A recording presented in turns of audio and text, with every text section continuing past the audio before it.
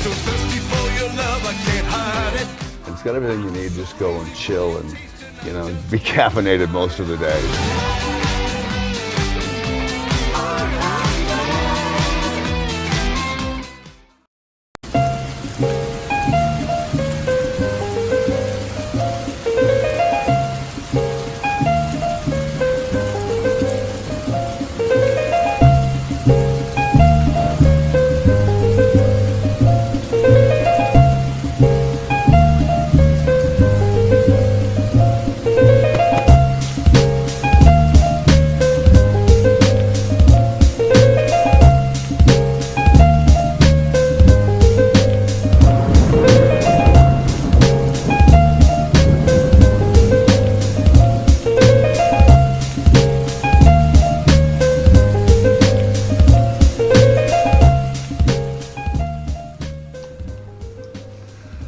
Desperation. When you think of desperation, ladies and gentlemen, you don't usually associate that with content creation. Well, at least not at its most basic factor, or at its most basic point. Usually you would associate creation with vision, inspiration, drive, motivation, things like that. Not only to create, but to continue creating, right? And to inspire others to do the same. What happens when the desperation that goes into driving you to create ends up being one of the key factors in destroying you? That leads us to why we're here today. When you think of early content creators on YouTube or Twitch or whatever the medium may be, you generally think of individuals who are talented or who have vision and are learning how to shape that vision as they go along. They learn how to pick up certain aspects to add to their craft. To who knows what their end game is, because no one really ever has a plan when they start it, but they hope it'll be something that they'll be remembered for later on. If it can be profitable, great. But if they can be immortalized in some way, then that right there usually is the end goal for some people. Some people generally just want to be heard. Some people just want to be seen. Some people just want to kind of connect with other people who are like-minded like themselves. Their creation kind of feeds off of other creative people, hence the reason why people don't mind doing collaborations and of sorts. But what do you do when you're in the early stages of your own creative juices or your own creative process on a brand new platform, and for the first time, as you speak, as you perform, or well, as you speaking becomes performing, people are listening to you. People are taking you seriously. People are actually eager to actually see the content that you're creating and putting out, to the point where people become almost desperate when you're not putting out content frequently, to the point where you are willing to do a major project, the thing that you'll be remembered for most, and people are willing to throw thousands of dollars a month down to see it and trust you that no matter how long it takes you to do it, that they believe that you'll do it. And because they believe that you'll do it, and they believe that you'll put everything behind it, that it'll be great. The amount of pressure that comes out of something like that is immense.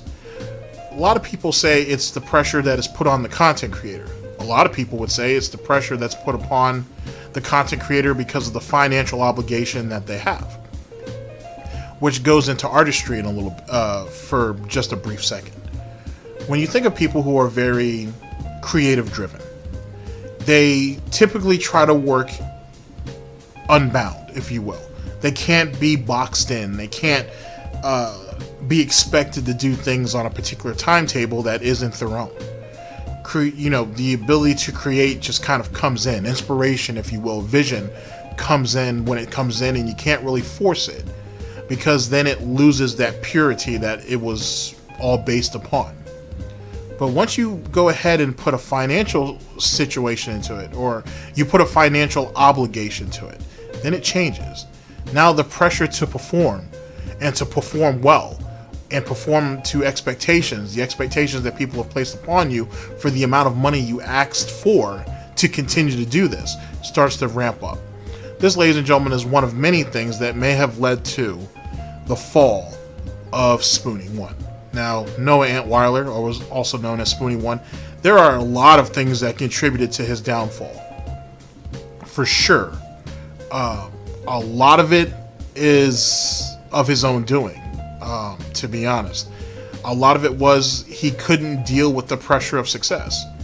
I don't think it was a lack of creativity. I think it really just comes down to the fact that he couldn't handle the very success that he was able to obtain. I think the more success he had, the more success he had, the more he was able to be himself. And the more he became himself, the more he lashed out at the very world that was slowly but surely embracing him. But, well, no buts. I think that's a major point.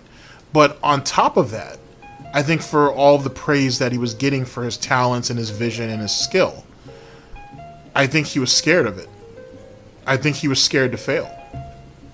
And I think that fear of failure is what ended up driving him. It ended up driving him to fail, to be honest. The money definitely hurt. It was definitely a contributing factor because he knew he couldn't deliver. He couldn't deliver on what his talent was. He wouldn't be able to deliver on what would be needed to drive his talent, I should say. But in actuality, he was just scared to fail. He was scared that people were going to put all this money up and he wasn't going to be able to come through. And he wasn't able to handle the criticism. He wasn't able to handle the backlash. This is just one of many things that led to his downfall. Initially, I had one video in mind that was going to go over this. Sadly, this video does not exist. The content creator that actually did it, I had reached out to them and on essentially a dead Twitter account to put things into perspective. But honestly, they were actually kind enough to kind of jump back on after a couple weeks, and we had a brief conversation, and they kind of just scrapped everything. So rip to that. Now, supposedly, according to this individual, there should be a backup of that video somewhere online. I haven't found it yet. If there is, there might be a part 2 to this.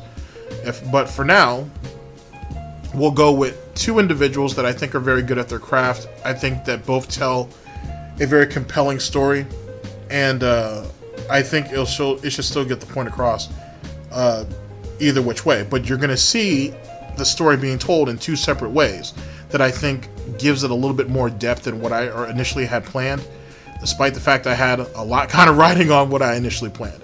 Ladies and gentlemen, we have two videos that are going to make up our central broadcast here.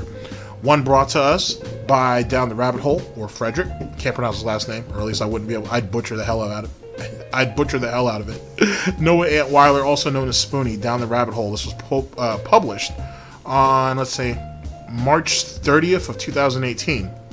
And the second and last video was brought to us by Mr. Metokur. Sadly, the original video got ripped, so I'm going with one of the mini copies. Let's see, Mr. Metokur, that guy with the glasses, episode 2, the Spoonyone. This was republished on September 17th of 2019, despite the fact I believe he actually did this in like 2000.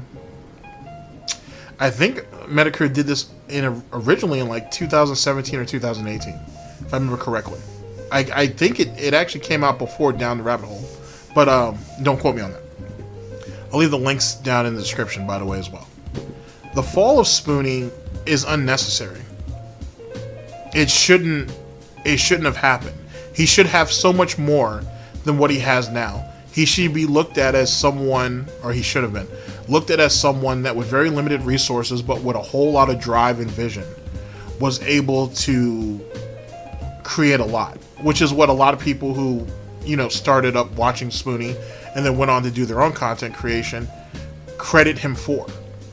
He also has a loyal fan base that sadly has dwindled over the years, that had stuck with him through thick and thin. And even with all of the promises that he had made, even with all of his obligations, If he was just willing to go back to his basic content, they could have been fine with that and everything could have been forgiven. And they would have thrown, willingly, as much money as he would have needed to keep going as long as he came through with the basic content, or his regular content. Let me not say basic, but what is regular content. And even then that became too much for Spoony. Now why? Well, hopefully these two individuals will help us tell that story. I think instead of saying that Spoony is more of a cautionary tale, he's someone who got crushed by his own ambition and his own talent and his fear to pursue what he wanted because he was too scared of failing, because he rose so quickly that he didn't want to lose what he had. He forgot what it was like to take risks. And at the end of the day, as a content creator, we all fail. You know, not everything you're going to make is going to hit. It's not going to hit the way you want. You keep trying. And somewhere down the line, he forgot that. On top of the many missteps that led to the infamy that is that circulates him to this day, whether from his physical ailments to the mental ones, to how people view him online, from the people who love him and the people who hate him. Hopefully so in actuality, maybe this is somewhat of a cautionary tale, but hopefully it's something that people can learn from at the end of the day. Because sadly, Spoony and other people like him learn about it the hard way because they're the ones experiencing it. But for everybody else, maybe this is an opportunity. Maybe the loss of his popularity and of his sanity in some ways, and of his physical health in a lot of ways, will be the lesson that maybe we can, some of us anyway, can avoid. It's kind of tragic to say that, because everybody wants to see a redemption arc, and maybe there is one for him, maybe there isn't. Either which way, as long as you take something away from it, hopefully this is all worthwhile. I'll see you guys in just a second. Yikes.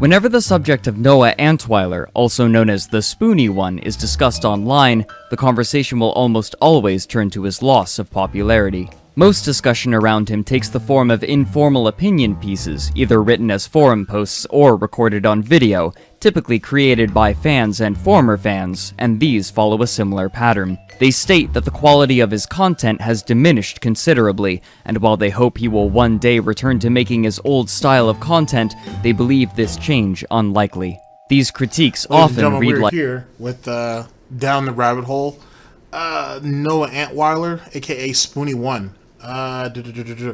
This was published on March 30th of 2018.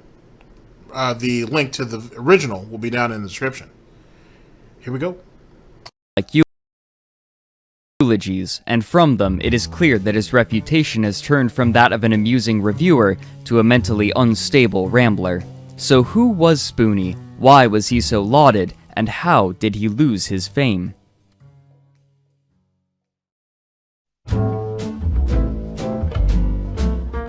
By the mid-2000s, internet video media had grown in popularity both in terms of creation and viewership. Though consumer-grade video production tools were limited at the time, amateur producers would use their limited resources to create content centered around media, especially video games and movies. The most notable example was James Rolfe, later known as the Angry Video Game Nerd, who began creating videos in 2004, playing an exaggeratedly angry character delivering harsh criticism for bad and sometimes obscure games released on the NES. This came at a time when internet speeds were generally increasing, making video more accessible as long as they were sufficiently compressed, and in fact, this compression made the quality of their recording equipment relatively less important. With no centralized location to host their content, these producers would purchase their own internet domains and upload videos there, where they could be accessed with proprietary video players or downloaded. Knowledge of these sites spread by word of mouth and on internet forums, where they gained significant popularity. However, the perceived entrepreneurial opportunities were limited, and so these videos typically stayed in the realm of hobbyists. As these videos were growing their audience, a few web designers and programmers were creating video hosting sites where users could upload their content without the need for purchasing or designing their own website.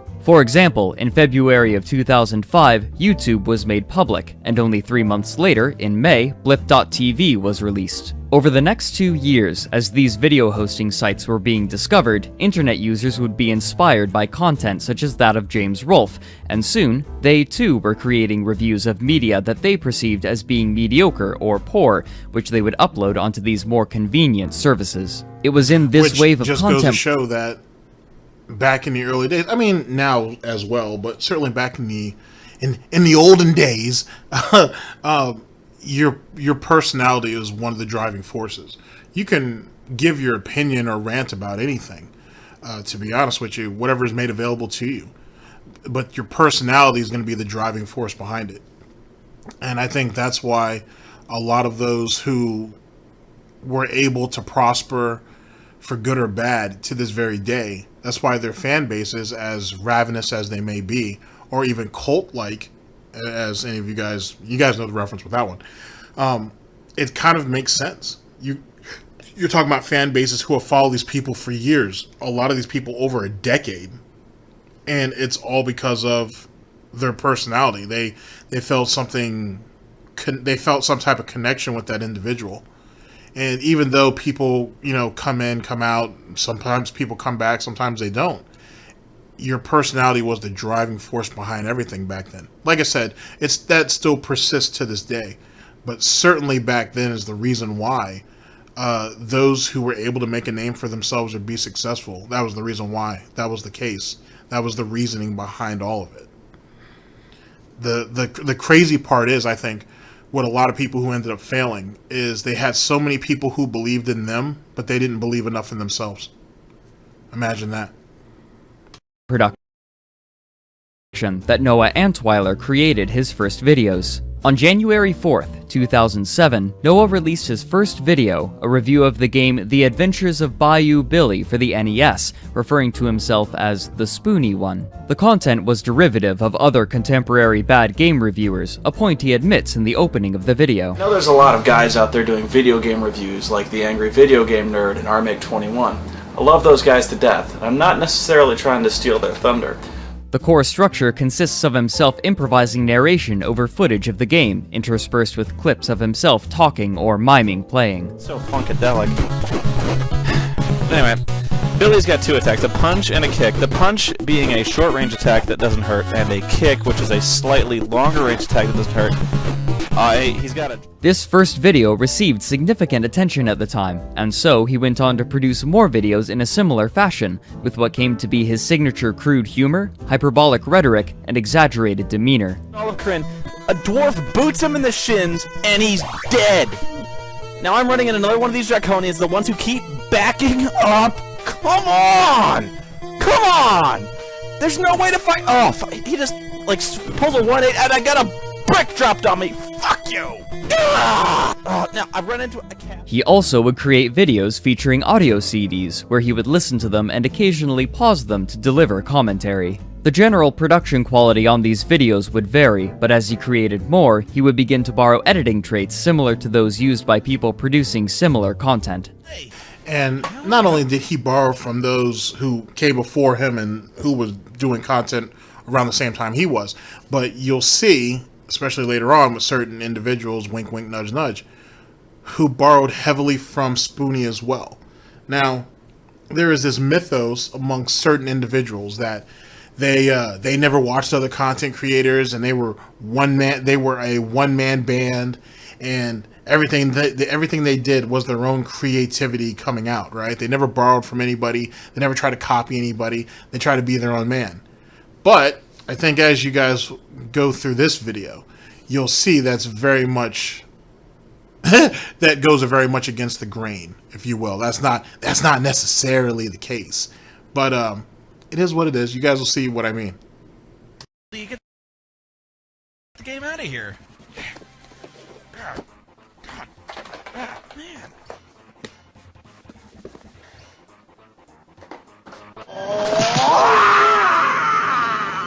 In these videos, he would sometimes allude to certain facts about his life. He referred to himself as a, quote, psychological mess, and noted that he had depression, was jobless, and had been living in his parents' house for all 27 years of his life up to this point. During 2007, he created a 7-part review of the game Final Fantasy VIII, which grew his viewer base considerably. This series was released over the course of 6 months, from April to October, though he would later return to expand this review with 4 additional videos. For those of you who can't speak Latin, the chorus is saying, real gay, sissy gay, gay, gay, gay, gay, gay, gay, gay, gay, sissy gay, gay, butt sex, astroglide, glory hole, balls. His popularity would earn him a place among a body of other well-known reviewers, a place that would also serve as a refuge for his content to protect him from the attack that was about to occur.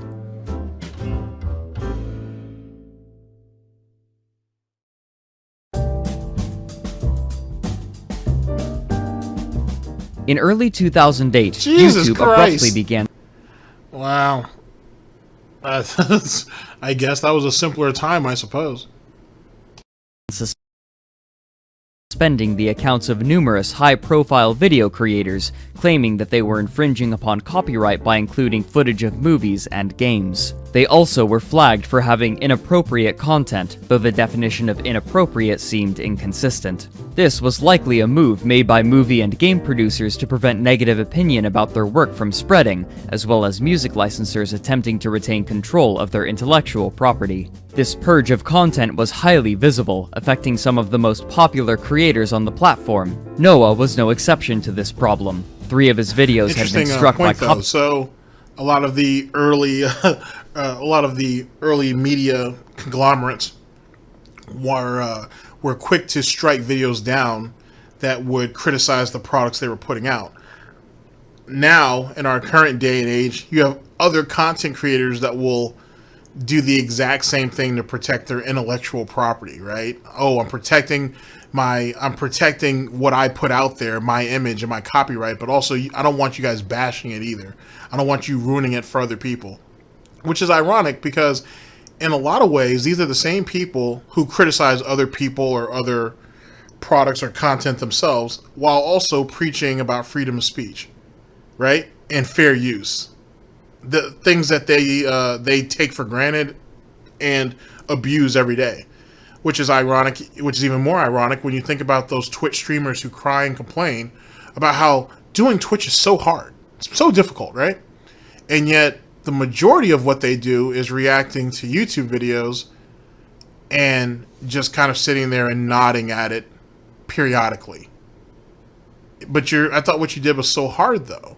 And I thought you said that like every YouTuber has like these huge Patreon accounts and whatnot and are getting, making 6 figures a year. Why is that a big deal?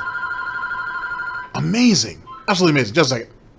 Copyright claims, and his channel was clearly in jeopardy of being suspended entirely like the others. In order to continue safely releasing content, he created a video in May urging people to visit his website, SpoonyExperiment.com, where he had subsequently been uploading his videos as an alternative platform.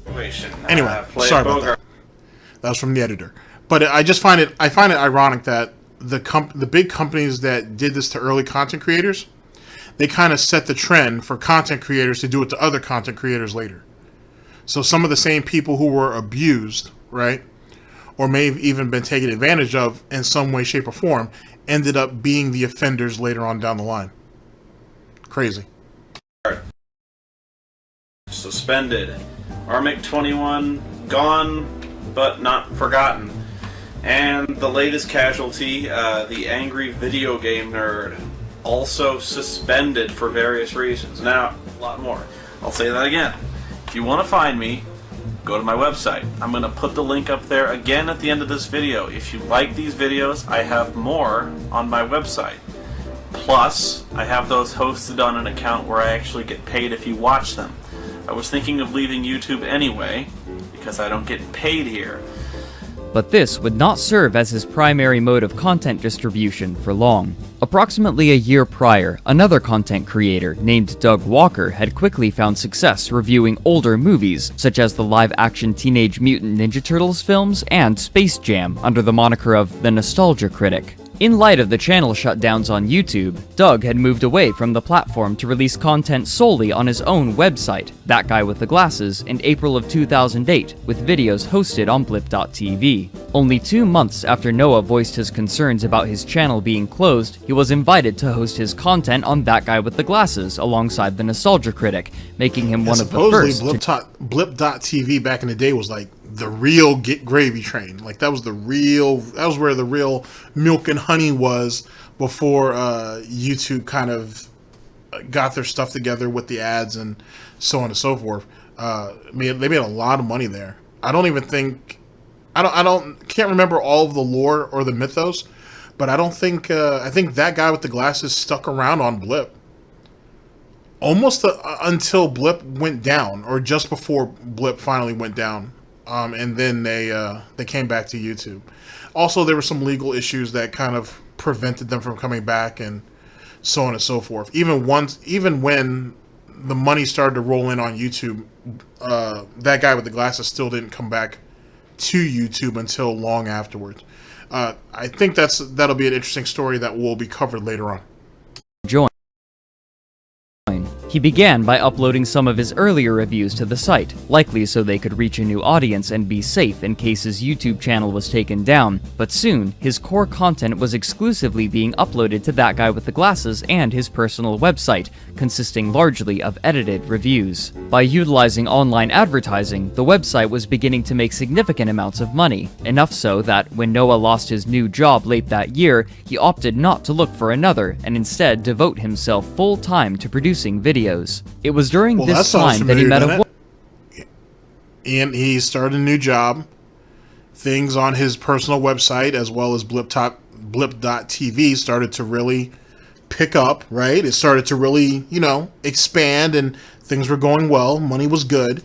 So when he ended up losing that job, wonder how that happened, there was no need to go ahead and look for another one because money was already good. Sounds like another interesting correlation between Noah and someone else we know. Oh boy. Woman named Scarlett, whom he would begin dating, and soon she would redesign his site and serve as webmaster while helping manage the forums. Over the course of 2008 and 2009, as That Guy with the Glasses gained increasing popularity, Noah would release some of his most beloved content while he improved his creation process, though it was still marked by a characteristic amateurishness which internet users found endearing or less important than the writing and acting.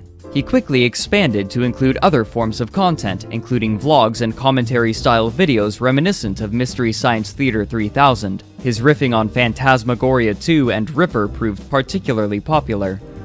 Do you ever sneak into your boss's office and start just pawing through his photos? You've got to stop it or I will! I'll kill you, you son of a bitch! Ah yes, the Christmas party. We all have fond memories of that one. I have a photographic memory of all the times I've been beaten up. However, his most appealing content remained his reviews, which would still be released on a semi-regular basis, sometimes less than 2 weeks apart. Eventually, the site grew so popular that blip.tv made an advertising deal with YouTube, so videos on That Guy with the Glasses could appear on the platform again, returning their content to the place from which they had originally fled. As time went on and more reviewers were added to the site's cast, Noah would participate in crossover episodes, which quickly had become a tradition on That Guy with the Glasses, and he became one of the most prolific crossover reviewers, often at the expense of his own production cycle. On January 19th, 2009, he made his first appearance on a comic review series entitled Atop the Fourth Wall, created by a man named Louis Lovehog, where he played Dr. Insano, a parody of the mad scientist trope who would eventually become an antagonist for Louis's character. Soon, Dr. Insano would make appearances in Noah's own work as a frequently recurring character and as a mascot. This was an early part of another trend for the site, where significant time in the videos was given over to skits, usually placed in the opening and closing of videos, and they helped to spread Noah's influence and raise his viewership even further. Noah's own videos, however, seemed to be mostly devoid of these skits and elongated cameo appearances, preferring to remain mostly dedicated to the central theme of his work, which helped him stand apart from the other creators on the site and exist slightly outside the group. But alongside this positive attention, the first signs of trouble were beginning to show. I think the skits just show a level of versatility as well as some growth outside of the regular content, which even if it's a deficit to the content or to how his uploading schedule was, I think it might bring, or not even it might, but it ended up bringing more people in, right? You get to see more facets of his personality. So up to this particular point, ladies and gentlemen, we've seen someone who was there during the early heydays of content creation as it pertains to the internet, who has borrowed from people who started before him, and those who were actually making content at that same time, and was still setting his own trends. Ended up also in a kind of interesting facet, kind of took a hit from a copyright standard, or from a copyright stance, I should say, which led him to branch out and get his own website. He eventually ends up getting in with a group of guys who end up giving him another platform to build content. He's making quite a bit of money doing it. He's starting to kind of divulge a little bit about himself personally, which is also another way of bringing people into your world, into your creative structure or creative process, and just learning who you are overall, which also makes them connect a little bit more with the content that you put out, because they understand a little bit more about you. You're not just you're just not someone behind a microphone, if you will, or just someone behind a camera. There's a bit more, what's the word I'm looking for? You can, I want to say relate, but you can relate, but you can certainly empathize a little bit more with the struggles that goes into the product that they make, right? Or to the product that they're creating. So you're seeing in the early days where a lot of this stuff wouldn't really affect anybody, right? It's just people getting to know you. And the more they get to know you, the more they become invested in the content. The more they become invested in the content, the more you can actually make a living doing that content and hopefully branching out into something more, as long as you're not afraid to do it. Throughout 2009, even as his popularity was growing, his attitude towards some of his viewers was becoming more antagonistic as he reacted strongly to negative criticism. The forums on his website became notorious for the way that less than favorable discussion of Noah would often result in a ban. In March of that year, he had created a Twitter account where he would sometimes react strongly to those who criticized him. In one tweet, referencing his forums, he mocked those critics, writing, quote, "Wah, Spoony's being mean and angry again and he's banning people. And he took my lolly. It's my site, ban meat, I'll do the fuck I want." Since Scarlett was often the one to issue these bans, she received much of the ire from the forums. Despite these issues, the discussion around Noah was still mostly positive. On December 16th, 2009, the online publication Mashable revealed its Open Web Award winners, which conducted online polls to select exemplary users of social media. Of the 50 awards, Noah won Funniest Person to Follow, but his reception was lukewarm. He wrote, quote, "I debated with myself a long time on whether or not to post anything about this matter. I thought I might be feeding the trolls, but I think this needs to be addressed. First of all, thank you all for the extraordinary support and well wishes this year that helped me to win the Open Web Award for Funniest Person of the Year. I'm truly touched and honored by your support and hope that I'll continue to earn it. That Now, said, wait a the second. celebration... I want you to take this in, because this is important. When we get to the second part of this video, you'll definitely see what I mean with a lot of the correlations that I'm making. So you won a web award, right, for, you know, your contributions, right, for you're being acknowledged on a much larger scale for what you do, for what you created. You've had an interesting start, but it's starting to become successful. It's starting to bear fruit, and you're starting to get a little bit of pushback, which happens in everything. Banning people is only going to make more people want to speak on that subject. Or people who may have chosen to keep quiet, it may give them even more of a reason to go ahead and say something. That's never really the best way to go about it, but at the same time, you don't want one apple to completely, you know, ruin the crop or ruin the barrel, if you will. So I guess that's one of two ways of going about it. Now, think about this for a minute. I've been debating with myself for a long time whether or not to post anything on this matter. I thought it might be feeding the trolls.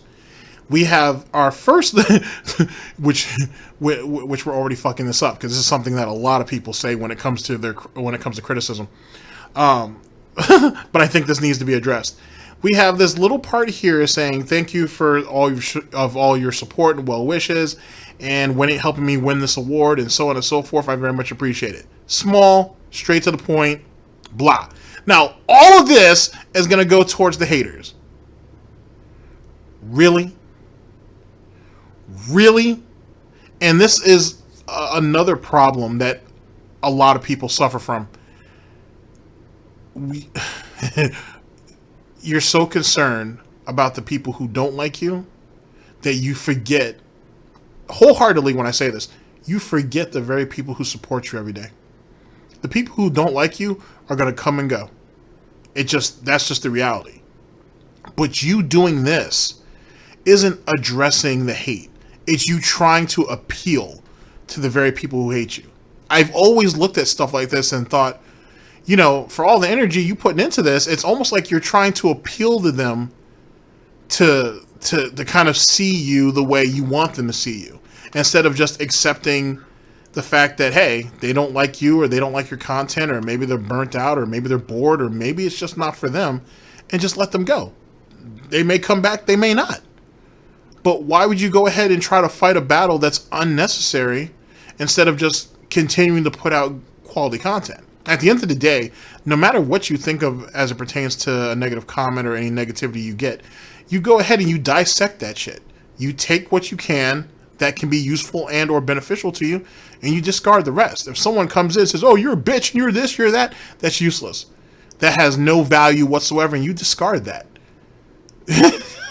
You discard that. That's piss in the toilet. For everything else, if it has value, you go ahead, you make some mental notes of that shit, and then you keep it moving. And you keep it moving. This right here is the result of piss in the toilet. That's what this is. He's let a bunch of people who came in looking to hate on someone, he went ahead and fell right into their trap. Hook, line, and sinker. Right? And then here's the crazier part. And you see this with a lot of locales, sadly. But amusingly. That the more constructive criticism is automatically considered trolling. And that's automatically gets thrown into the fire. But all of the real just kind of trolling, like, oh, you're garbage, oh, you this, you're that, and it has no real substance to it, those are the people they're trying to appeal to. Because they look at those people as the lowest common denominator. They look at them as, you guys are nothing more than part of my core fan base, or the base of a fan base, if you will. Right? So I'll appeal to you guys with this nonsense to get you guys back in line. And then keep everything moving. Think about that when you hear people lashing out at people who don't like their content, and when they really go deep into why. Like, you know what I'm saying? Because most people who give you constructive criticism, you don't like it because you know it's true. So to sidestep that, you'll pick somebody who's just going ahead and ranting on about in some belligerent way about some shit that has no meaning to anybody, and you'll focus on that because you think they're easier to rein in. They'll be easier to appeal to. Just take that into consideration. Jesus Christ. Is tainted a great deal for me because of a few bad eggs out there who continue to post cruel and hateful things on the blog and on the forums. I'm very, very upset right now. In fact, some of the comments lately have left me completely outraged. I've taken down my latest video and I don't intend to remake it because honestly, I'm not in the mood. I don't Now, feel keep in like mind, being this is funny. how he makes his money. This is his livelihood. But he's not in the mood. You don't want to see me in front of the camera right now. These wanton emotional attacks on hard-working, innocent people have to stop. I don't mind if you come after me. In a way, I open myself up for it. I'd prefer if you didn't insult me, of course, but I can take it. Where I draw the line is when you make hateful, ignorant comments about my friends, family, and loved ones. These belligerent, crude comments have caused more harm than you know. This is It's before not the fair. one and but not forgotten comment. So keep that in mind. It's not warranted. There's no call to ever say such awful things to anyone, and I'm tired of it. And I know that I'm only addressing a scant few people out there. I have thousands and thousands of fans, almost all of whom are astoundingly generous, kind, and supportive. I know you're good people, and I never get to thank these fans enough. It sucks that I have to stop the presses, drag the whole party down, and give these cowards the attention they don't deserve. Thank you for Unquote. proving my During point. 2009, Noah was beginning to diversify his content. In December of that year, he had begun a series entitled Wrestle Wrestle, where he talked in long-form, unedited videos about pro wrestling, especially TNA and WWE. These rants would consist largely of complaints about the most recent events, often being shouted emphatically and passionately. We're watching because it tells a story. We're watching because we'd like to pretend. We'd like to escape for a little bit. But you might as well just... You're not even trying, are you? If you're talking These about videos TNA, would yeah, they probably weren't trying. They probably weren't trying. So all of your tears are just kind of falling into the beer. From half an hour in length to an hour and a half. It's time for the Spoonyone Wrestling Show! The popularity of these videos was far below that of his regular content, and people complained that he was beginning to create projects that distracted him from producing his core reviews. To help mitigate backlash, he gave this series its own website in August of 2010. One But month yet again, later, that goes Noah back to the point that I made earlier. He's more than it. One could say that he's trying to expand and really speak upon something he's passionate about, right? And it's very obvious that he's trying to appeal to another core audience, being the wrestling community. At the same time, one could look at it as he's running away from the criticism that supposedly doesn't bother him so much, but he felt the need to address it. You know, those cowards who keep attacking him, which he doesn't mind if he attacks them, even though he wishes they wouldn't attack him. It's like that. I think he was looking at this as being his escape. And if it could have flourished, I think it would have helped build his confidence back up to go back and do his core content again, I think. But it didn't work out that way. Maybe just he needed a change in format. Who could say, to be honest with you? But it could have, I think if he was willing to change it up a little bit, it could have been successful. And I think he really wanted it to be successful. So yet again, it could give him the confidence and the enthusiasm to go back and go back to his core content. On top of that, I think when I say his confidence, I think it also would show him that, hey, I can do this, and if I can make this work, right? And if people can really be drawn to it and be invested in it, then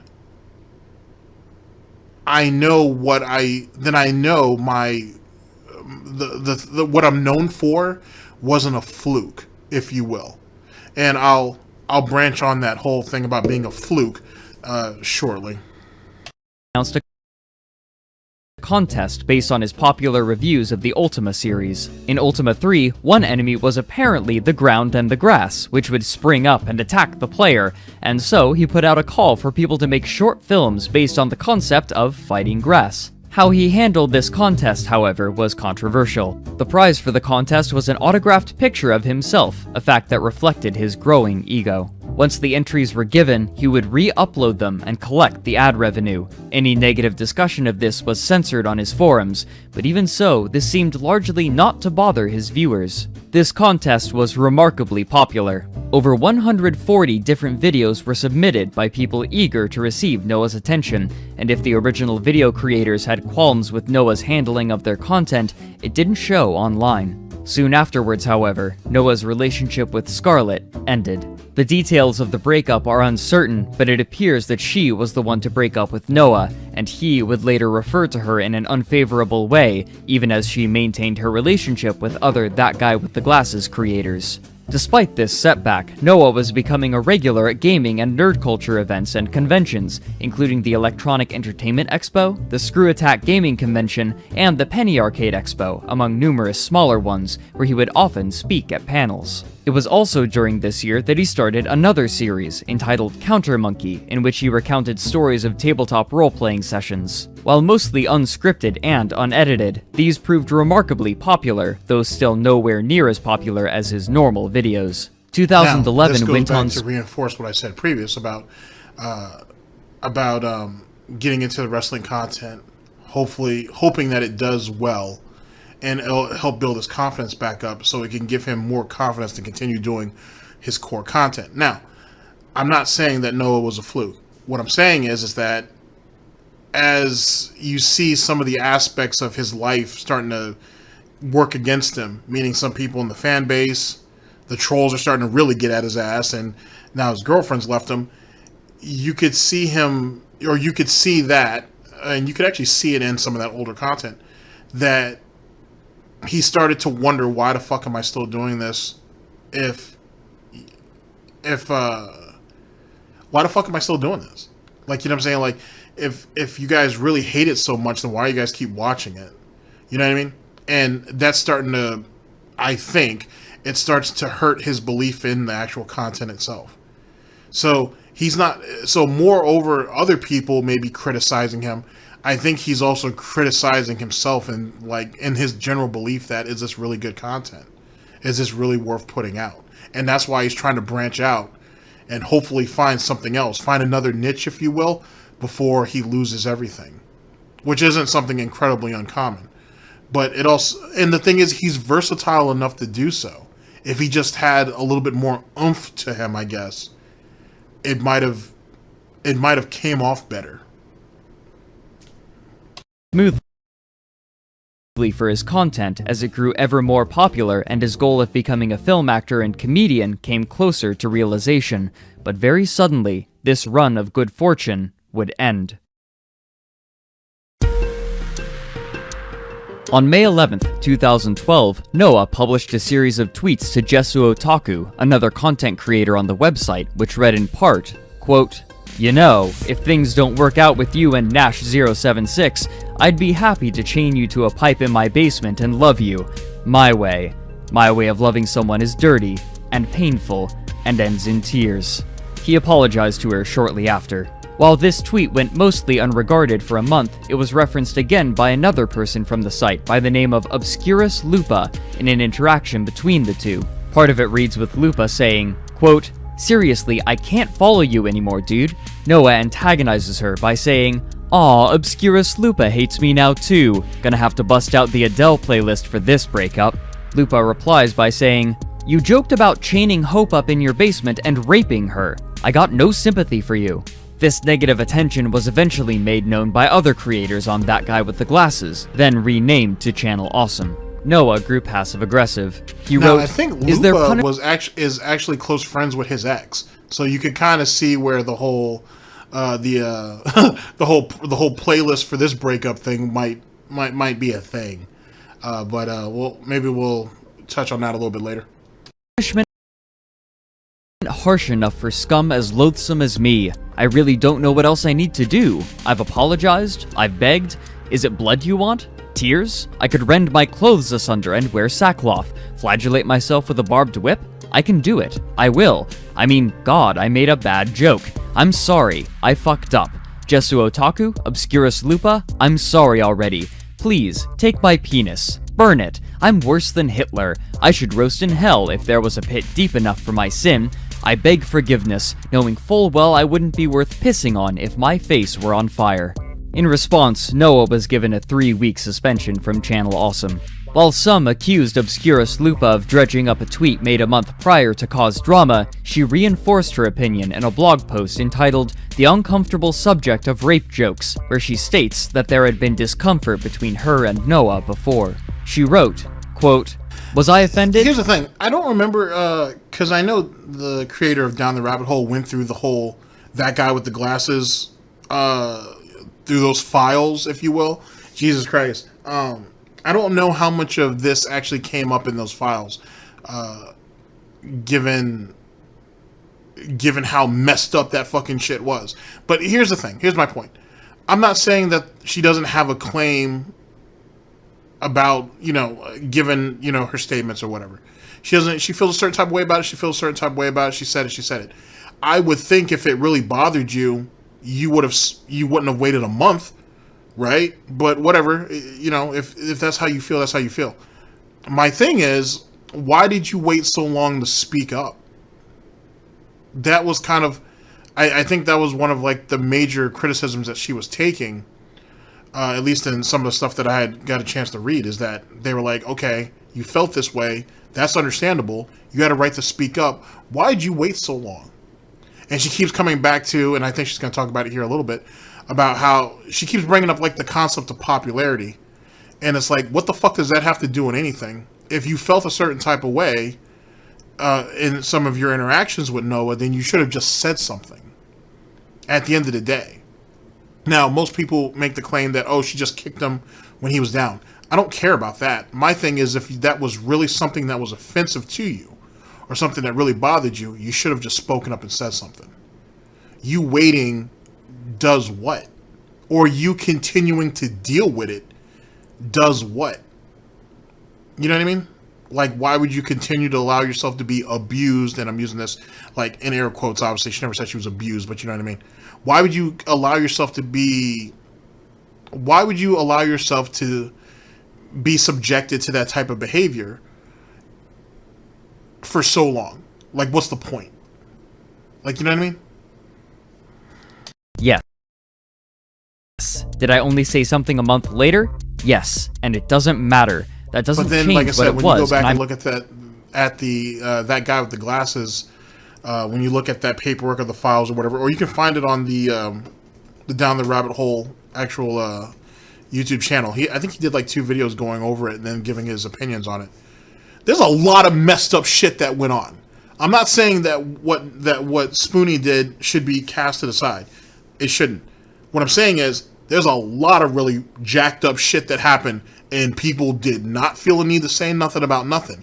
Even though fellow content creators on the site that are supposedly part of this family knew about the abuse. Most of them were in the same buildings when the abuse happened and no one said nothing. All I'm saying is I don't know if any of these people should be taken seriously. Just saying. Standing my ground on this. I don't care if the person who said it is popular or more funny than I am. That doesn't make it right. That. I can't say everybody, because there were people that did try to speak up from the very beginning, and that's a whole rigmarole in itself.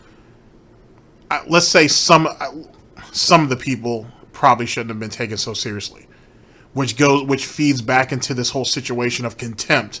That, oh, you guys did legit kick him when he was down. You guys legit did plan this kind of shit out. I can't feed into all of that because I don't know. You know what I'm saying? All I know is when you go over that guy with the glasses files, a lot of these people seem really fucking screwed up. RIP. Was a co-worker and a friend. Was this the only thing that set me off? Absolutely not. Was this the reason for what eventually happened? No. But this is what my deal was, and why I said what I said.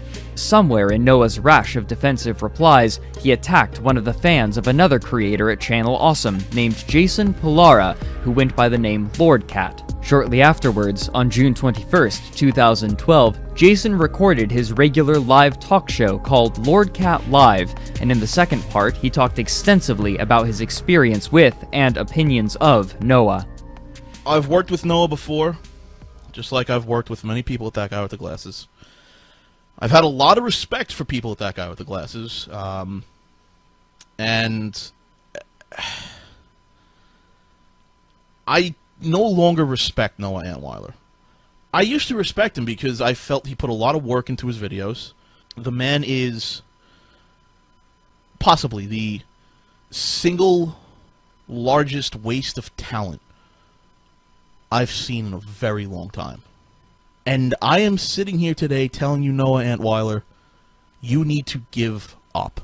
You are the second most loathsome person I've ever had the displeasure of knowing.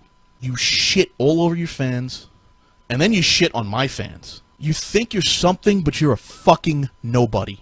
You live out there in your fucking desert in the middle of nowhere, proclaiming you're gonna be this fucking actor somewhere, and you're too much of a bitch to move out to LA and follow your dreams. You're too much of a fucking pussy. You're a fucking coward. You're a loser. You're a loser. You wanna know why Scarlett left you? Because you're a fucking loser. You're lame. You got a small dick and you're fucking afraid of it. How about you act like a professional for once? You fucking retard. He also blames Noah for ruining career opportunities for him. But I think it's time the whole world, Spoony, heard just how much of a fucking idiot you truly are. You and that other idiot, Joe. When you were at E3 that one year, and you decided to go up and down the hallways screaming about XCOM's betrayal, and Joe decided to ask people, can I choke you on camera? Yeah. And the guy was there playing it real time. Yeah. And and so now, Joe was walking up to people asking them if he could choke them on camera. Now, Joe, obviously, in recent years has become quite hefty. He's a big boy now, plus or minus the pull-ups. But no one's gonna believe that fucking Angry Joe, this guy right here, choking anybody on camera would be believable. The fuck? Why would he ask anybody to do that nonsense anyway? That's weird. Was he still single at that time? Whatever. And then Spoony, I mean, to Spoony's credit, he wasn't running up and down the fucking hall screaming betrayal. But I could see how this outburst might have been ill-advised. Ill-advised. I saw the footage, and there was one word searing through my mind like bolts of fire, and that word, betrayal! What? Betrayal! Betrayed me! This game sucks! Thanks, Joe, for that face. That's that might make a good thumbnail. Oh shit, that might make a good thumbnail. But yeah, rip to that betrayal. Joe's fucking face though, what is that? It's like Super Mario on meth or something. Goddamn. Nah, I guess he's more of a Luigi, maybe. I don't know. I feel like Luigi takes enough shit. Yeah, it's Mario on meth, or just way too many shrooms. Shrooms works out. It has nothing to do with XCOM. Nothing! Nothing! I think this is the birth of Angry Spoony. Nothing to do with XCOM. Like, the first thing they did, they were like, okay, here's XCOM, it's got aliens, and it's like, it's so... Guess what happened, Spoony? Okay, Guess what now fucking... I kind of tapped it a little too late, but if you look here, if you look off to the side, there is someone who looks like it's part of maybe their security or whatnot that is kind of pointing in that direction. So maybe that's what the incident that Lord Cat's talking about, which ended up, you know, screwing them over later. Rip to that. Happened. The whole gaming industry turned its back on me. Not you, not Joe, not Blistered Thumbs, me. I went to GDC the following year, Spoony. I went to GDC the following year, and I had a chance to interview Notch, Mojang, Specifications, Minecraft. Had a chance. A fucking chance. He was hot then. That was going to be huge for This Week in Games. That was going to be huge for the stream. It was going to be amazing. And you know what happened? The representative at Mojang caught wind that we were going to interview Notch. And he stepped in. And he said, "Oh, I've heard of you. You're with that guy with the glasses. You're with Blistered Thumbs." And I tried to tell them, "No, I'm not." But he said my name was associated with them. And he heard what you did. Making a fucking jackass of yourself at E3. You fucking moron. So they shot it down. And then word spread at GDC. "Oh, I heard about you. You were the guy at E3. They thought I was the guy at E3 making a jackass of everyone. I was there trying to be a legitimate member of the business of the gaming industry, and I've worked my ass off to separate myself from you. Every time. You just don't get it. Every single fucking time. You act like a complete fucking jackass. It has repercussions for everyone you're associated with, and you don't give a shit." The day after Jason's stream, on June 22nd, an announcement was made on the Channel Awesome website. It reads in part, quote, "After recent events, Noah, the Spoonyone Antwiler, and Channel Awesome have decided to part ways. Noah has made it clear that he wishes to pursue a course that is different from our own. We feel that with these different aims, it is better for Noah to be free to pursue his own goals unhindered by us." Unquote. 4 days later, on June 26th, Noah revealed that he had been diagnosed with bipolar II disorder, which compounded upon his already present heart troubles. On September 12th, less than 3 months later, he spoke about his departure in a commentary track for the Channel Awesome film To Boldly Flee, in which he had taken part. I suppose that I should address the pink elephant in the room by talking about my departure from Channel Awesome. Something that has been kept mostly under wraps, mostly because there were some bad situations that stemmed from it. The people kind of settled on the theory that Lupa got me fired somehow for making a joke on Twitter.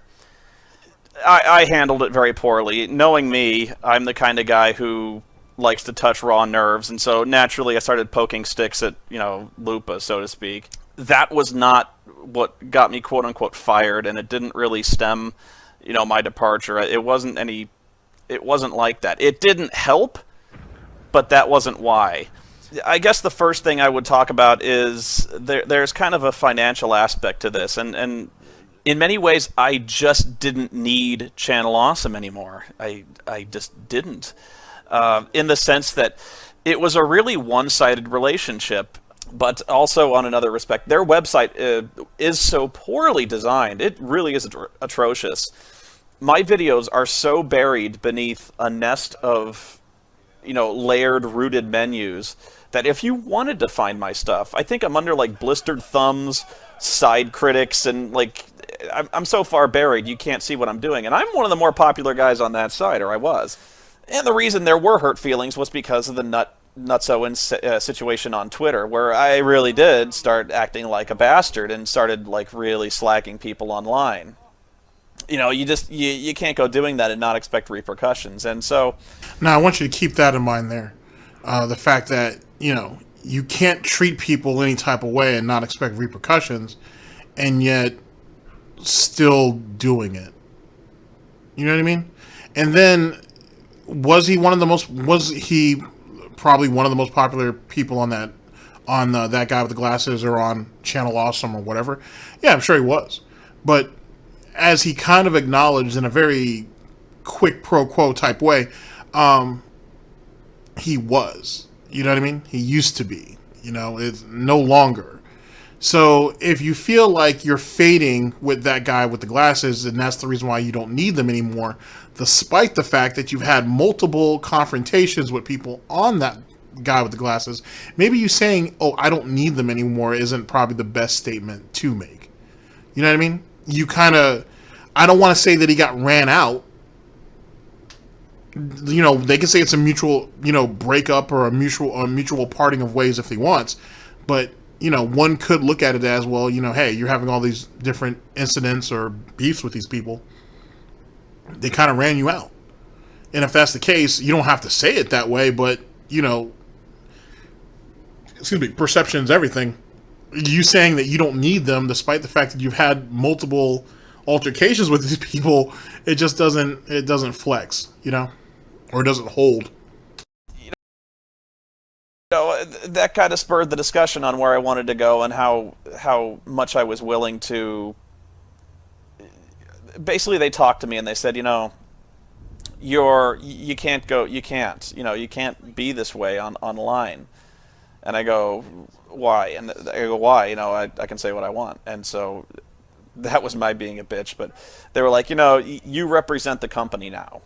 And we can't have somebody representing the company if they're going to act like this. And I go, fair enough. You know, I said, fair enough. I want to be me. I want to say what I want to say, even if that shit is offensive. And so, you know, even the situation with Lupa, it was the kind of thing where I wasn't really sorry for what I said. I was sorry the situation turned so ugly, but, you know, it wasn't even the kind of joke that everyone thought it was the kind of joke. But even so, if it was inappropriate, so what? You know, it's not the...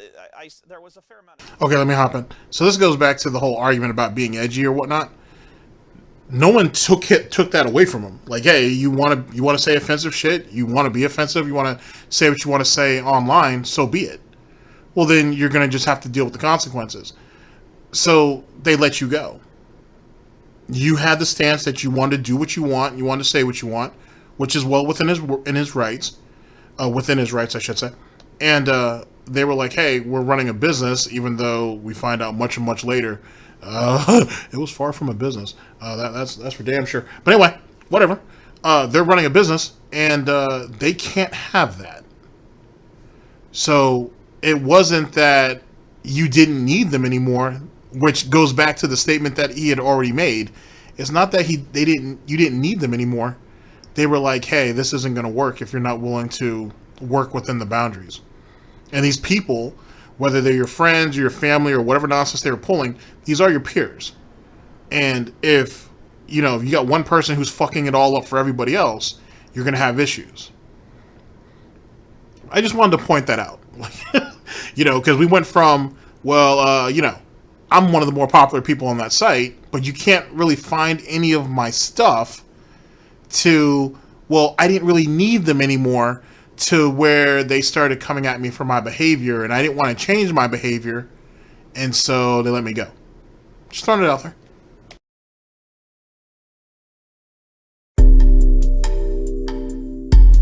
Noah's departure from Channel Awesome didn't stop him from publishing videos, and he still would do crossovers with the members, especially Lewis. He continued to release on a fairly regular basis on his website and his YouTube channel. Shortly afterward, he began dating a woman named April, and by February she had appeared in a vlog-style video with him, reviewing food items from a Japanese supermarket.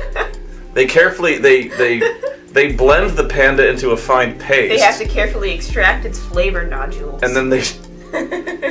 I'm guessing it just... However, by 2013, the release of his core content had slowed to a trickle. Throughout the year, he only released 11 reviews in his normal format, which was approximately half the number of releases compared to 2011, a concerning metric when his release schedule was already slower than that of other contemporary creators. He still had significant clout in the gaming community, however, and he would continue to speak at conventions and even conduct an interview with Richard Garriott, one of the leads for the Ultima games. Despite the slower release schedule, Noah had become remarkably active on Twitter, chronicling much of his life and his thoughts on social media. He became known for his strong emotional responses to provocation. For example, on July 18, 2013, when some people disagreed with his middling reception of Man of Steel, he wrote, "What would have made you happy? Ecstatic, high-speed masturbation on the movie poster? Self-flagellation? You wanted an opinion." But his largest change wouldn't come until the following year. On April 14th, 2014, Noah opened a Patreon campaign where viewers could pledge monthly amounts to support him in exchange for rewards. Some of these this is where the included an beginning autograph and the end comes into play.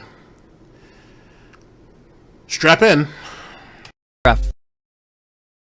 photo at $15, a personalized voicemail message at $25, and a personalized movie riff video at $50. The strangest, Does any of this however, sound familiar to any of you? It should. We know somebody else who has Patreon goals like this too. Just putting it out there. For any of you who may not catch my references, it's okay, because there'll be people down in the comment section who will let you guys know. But in the second half of this, I'll let it all out. We're gonna have some bacon later. I just want you guys to have a nice, healthy, clean breakfast right now. We're gonna get into lunch in a minute. Well, in a little bit.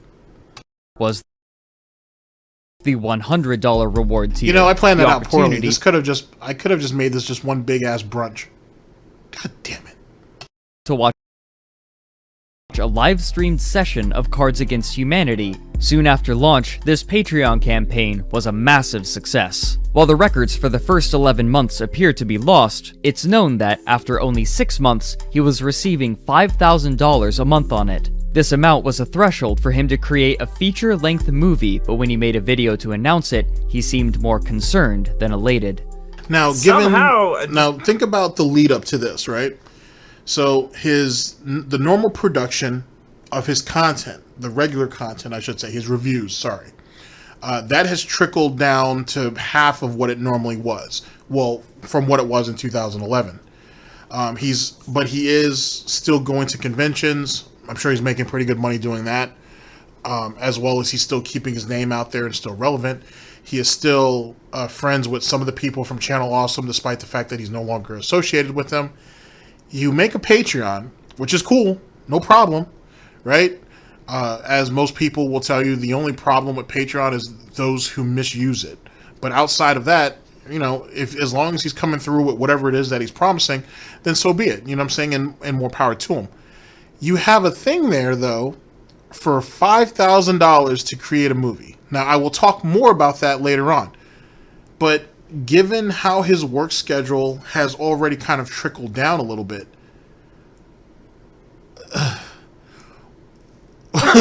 why would it, why, I see why people thought, hey, he'll come through, but just given just how his behavior was at that time, I find it a bit difficult that people would have believed he would have been able to come through with this.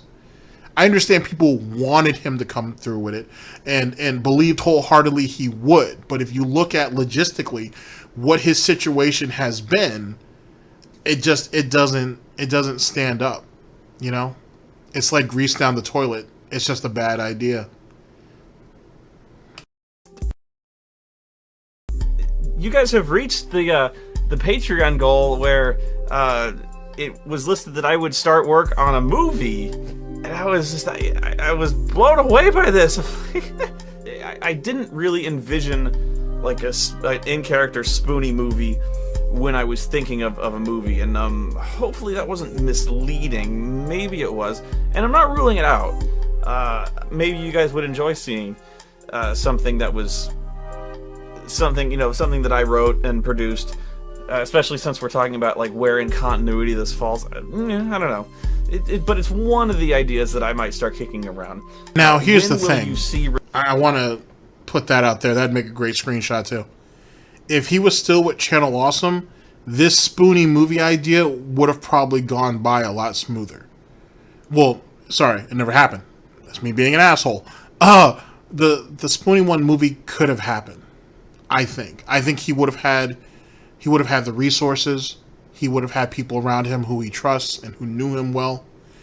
I think the probability of it not only happening, because it didn't happen, but it happening and succeeding would have been higher than what ended up coming about later on. Because, you know, since he didn't do it, 10% of nothing is still nothing. Results. That's the tricky thing. I don't know. Once I kind of get an idea of what kind of movie I want to do, I have to get an idea of what my limits on budget are. The reception to this announcement was so... A lot of missteps that were made in this. just in the small bit that has been blessed upon us, there's a lot of fucking missteps. 1, lack of confidence. 2, how much time it's going to take. It's a movie, dude. I'm pretty sure people will give you all the time in the world. Not Phil, sorry. But well, now I think about it, Project 7. Oh, shit. Project 7. Son of a bitch, Project 7. Holy shit, he legit copied this. Sorry, we'll save this. We'll save that. I'm sorry, that came out of correlation. If Spoony said, hey, I don't know how long this is going to take. If it took years, let's just say that. If he was like, hey, I have no clue how long this is going to take, going through the writing process, trying to bring people in, trying to getting the shooting schedule down and all that shit, that could take years. I think people would still support him. I think that you're not going to have it done overnight. I think no one is unrealistic in thinking that, or would be irrational by thinking that. So I don't think you have anything to worry about with that. That seems wild. So how he is reacting to the situation, how much time it's going to take, and then the thing about budget, dude, you asked for $5,000. If you needed 10, let's say, I'm gonna be a dick about this, but let's say I was going to make a GTG movie, if you will. Hypothetically, I'm not doing that. Let's say I was going to. And if I think budget is a thing, I would like to think if I actually made a Patreon and I said I was willing to do a movie, I'd have at least an idea of what the movie is. Now, if I decide to change aspects of that movie, I mean, okay, that's what happens during the writing process. People change stuff all the time. But I'd like to think, though, too, that you always ask for a little more than what you think you need so you don't have to bring this up later. Like, for example, if I ask for $10,000 and it takes me 3 years, in those 3 years, you don't need me coming back to you once, twice, or even multiple times and saying, hey, guys, I need a large influx of money on top of what you guys are already giving me so I can continue to make this movie. That's not going to fly. Matter of fact, didn't one of those guys from that guy with the glasses do it? Didn't Doug Walker do that? Anywho. I might be wrong about that, but anyways, I do remember something along the lines of like $90,000 being raised for some strange reason, but whatever. But you try to factor those things in. I think what happened was, I don't think he ever thought they were going to come up with that money. I don't think that he was ever going to get that money. I think $3,000-$4,000, that's more than enough for him to continue traveling, putting out content periodically. It is what it is. So what he should have done is say, hey, $5,000, and that right there will guarantee you guys, that will, help me financially so I can continue to put out reviews, which would be, what, 24 a year, I guess? And, I'll still be able to make it to conventions and so on and so forth, and I'll give you guys little perks to go with that. For a movie, he should have made that a tier 2, and that right there should probably have been about $10,000. You know what I mean? I think that's how he should have structured it. I think he would have done it. Maybe not $10,000. He may have structured it to like, okay, $5,000 and then maybe $8,000. I think the reason why he didn't do it is because, 1, he didn't think that there would ever be any interest in it. And 2, I don't think he ever had the motivation to ever come through on it. Not necessarily that he was trying to rip these people off. I just think he just didn't have enough heart to do it. I think that's what the case is. And I'm not trying to tell you all this based on the screenshot that's up here in front of you. I'm just saying that's kind of how it comes across. It doesn't appear to be, at least to me anyway, that he blatantly tried to rip these people off of this money, unlike other people we know. I think what happened was it was an expectation that he never thought anybody would really want to see. So he just didn't worry about it. He put it out there with the general thought, oh, they'll get close, but they'll never actually hit it. So I can still have the lifestyle that I have, and maybe I'll up my production on some of my reviews, but I'll never have to worry about doing that movie. Because that's when the failure, that's when the anxiety, that's when the criticism all comes back. You know what I mean? So just something to think about. Negative that he disabled ratings and comments. One comment from a disappointed fan reads so: "Well, it's happened. Donations aimed towards helping someone make internet reviews have now officially given them an excuse to make less reviews. In fact, the movie is a disastrous idea. It'll never happen, and Spoony knows it'll never happen."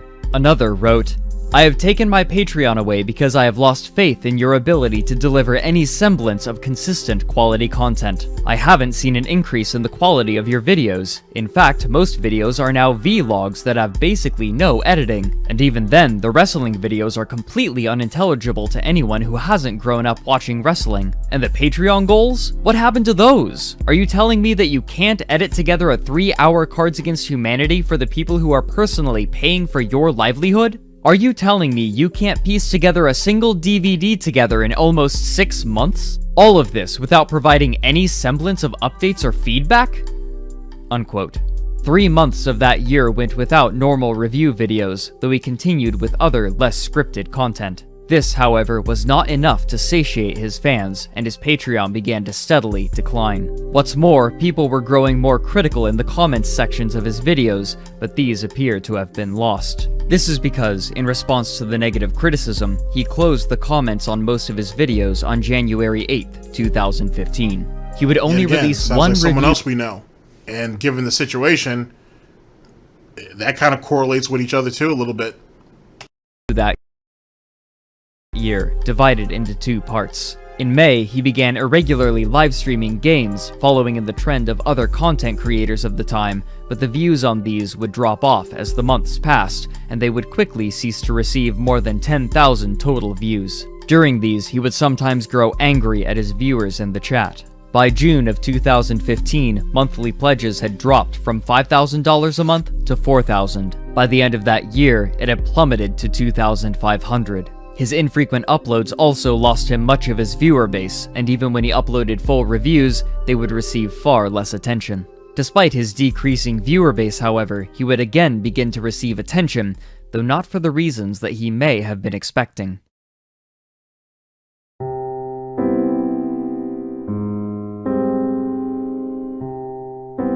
Noah had become more active on Twitter as the months had dragged on, even as his release schedule grew ever more protracted. He had become known for feuding with others, including content creators, though he would occasionally mention that he was working on reviews that would, quote, "not pan out." However, in mid-2016, as Donald Trump was emerging as the most likely Republican presidential candidate, he began tweeting even more frequently, railing against him and his followers. He would soon be releasing dozens of tweets throughout every day, and he grew even more angry when Trump was elected, growing more active on Twitter even as his content production reduced, to the point that there was a 6-month gap in any content at all, from January to July of 2017. Unsurprisingly, his Patreon continued to slide downward. By 2017, he was making approximately $1,000 a month. This number was nearly halved by July. He began complaining about not being able to pay bills or the mortgage on his new house, which he had recently bought with April, but even so, no edited videos were produced through the entirety of 2017. By this point, he also had stopped seeing his psychiatrist. In May, someone alerted Noah to the fact that someone had been placing banner ads on his website, teasing him over his lack of content production. In response, he removed all of his banner ads on May 30th. His return in July of 2017 only included his live streams. Though these streams were one of his last sources of income, he was doing them far less frequently, with no more than 4 in a month through the rest of the year and into 2018. This degradation would soon reach its apex. On January 14th, 2018, Noah's Twitter account was suspended after he made a comment reading, "Let this be an important lesson. Your health insurance doesn't give a piss whether or not I kill myself, or how many people I take down with me." Neither this comment nor his suspension was surprising, as he had been suspended only a few months prior, but as the days passed, people began to realize that this suspension may be permanent. As of the production of this video, the account is still suspended, with his tweets only surviving as screenshots. 1 month later, on February 16th, his forums also went offline. One viewer of his expressed the belief that this was due to an update on his personal homepage, which was incompatible with his forums. These forums, as of production, are also still defunct. The website itself has numerous non-functional elements, including a broken search bar, but the links to Noah's Amazon wishlist, April's Etsy store, a donation button, and the link to Noah's Patreon are still at the top of the site. With Noah's chief methods of communication with the outside world cut off, his hopeful viewers are left in limbo while his finances and apparently his mental state continue to degrade, with few answers to any of his fans' questions. While a few hold out hope that he will return to making content, almost all have abandoned it. His YouTube subscriber count continues to hover around 115,000, though less than a tenth of these subscribers seem to be watching any of his new content. No word on the progress of the Spoony movie has been given for years. He now serves as an example to other content creators about how fame and viewership on the internet can be so powerful, but also how the goodwill of that viewership must not be taken for granted if one chooses to linger in the online space.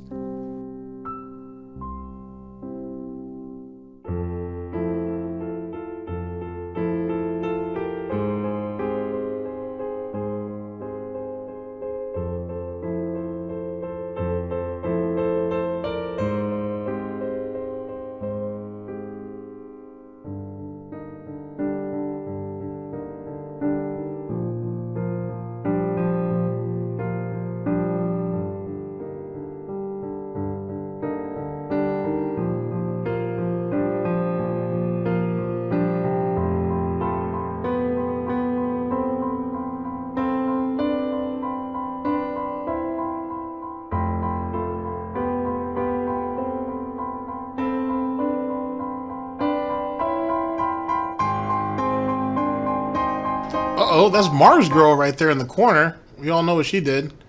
What she's still doing. Jesus Christ.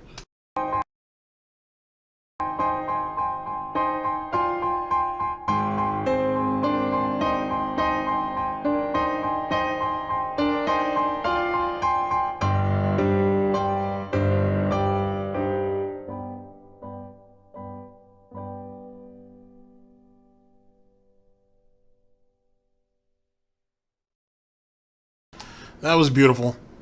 That was absolutely beautiful. Thank you very much to Fredrik and Down the Rabbit Hole for that one. Now, ladies and gentlemen, we're going to go on to part 2, where things get a little bit more gritty.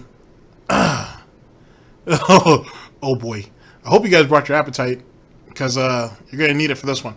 So, you've kind of gotten the basic overview of Noah's life, if you will, as it pertains, at least, you know, for the majority of it on YouTube and whatnot. Now let's get into his existence a little bit from an internet standpoint, and kind of some of the, we're going to delve a little bit more into some of the fuckeries that led our boy Spoony to be where he's at today. And we're going to do that with, I think, with someone who I don't think anybody but him could have done it. You know what I mean? So, here we go. I'm looking forward to that movie. Congratulations!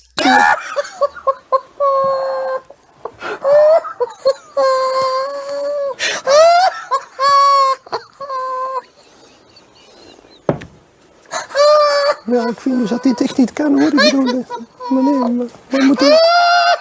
moeten we nu nog antwoorden of niet? Want ja, dan zwijg ik liever. Ik heb het zelf Ik ben eigenlijk bij een vrij eenvoudige ingreep ook gekwetst geraakt aan de stembanden. The Spoony One, Noah Antwiler of the Spoony Experiment. One of the original YouTubers, somebody who was back there at the very beginning, putting out new and innovative content. The kind of content that drew people to him because he was funny and because he was entertaining. He was somebody that could create videos that you would come back to watch time and time again. Part of that was the variety of the content that was presented. One day you'd be watching a Reb Brown review of Yore. The next day you'd be watching a SWAT 4 playthrough. Whether you were interested in learning about the Ultimate games or you wanted to see him rip apart Final Fantasy. There was a host of content to watch. Hell, you could even listen to him talk about an old British television show, and you would tune back in because you wanted to see more of it. because you enjoyed listening to him talk about things, about subjects that you were into, video games, movies, television shows, board games. He had the ability to hold an audience, and that audience is something he grew throughout the years. He was able to attract people to his content, to build up a fan base and a following that would follow him from place to place, be it YouTube or Blip TV, that guy with the glasses, or even his own website.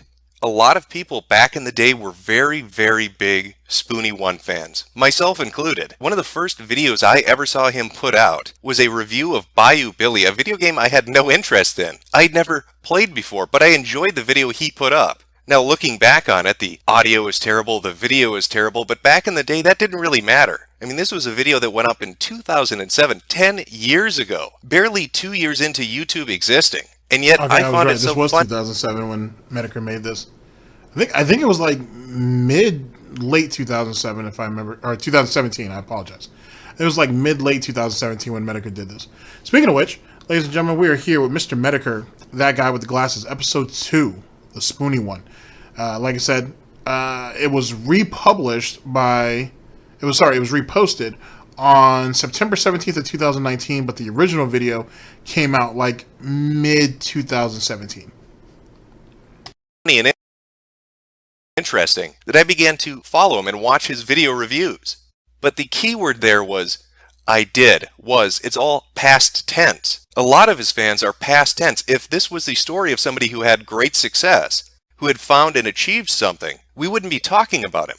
But Spoony1 is a great example of somebody destroying themselves. He is a man that spent half a decade building up a fan base that would win him a Mashable award, that would make him lots of money, get him success, get his name out there, and build a brand. And then spend the last half of that decade absolutely shooting himself in the foot, destroying and sabotaging his own success through his abrasive personality, his behavior, and his distaste for his own fan base. And that, coupled with his inability to fulfill his promises, to deliver on his obligations, or adhere to the schedule which he himself posted, to give people their dollars worth for donating and supporting him. When you put all of those together... Some people, now that we're getting to the meat of all this, a lot of people could say that a lot of people, when they talk about Spoony1, there's a lot of correlation between him and Darkside Phil.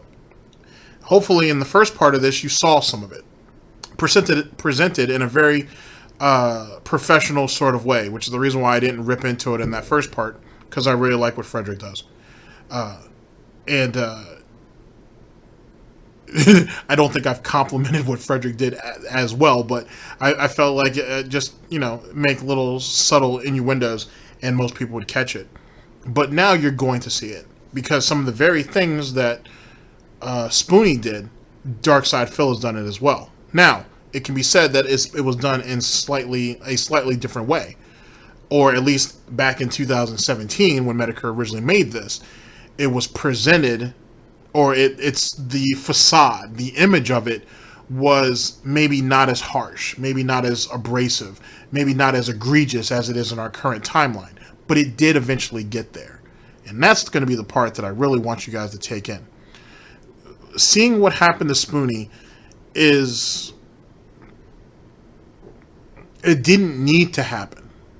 It's fair to say that it shouldn't have happened.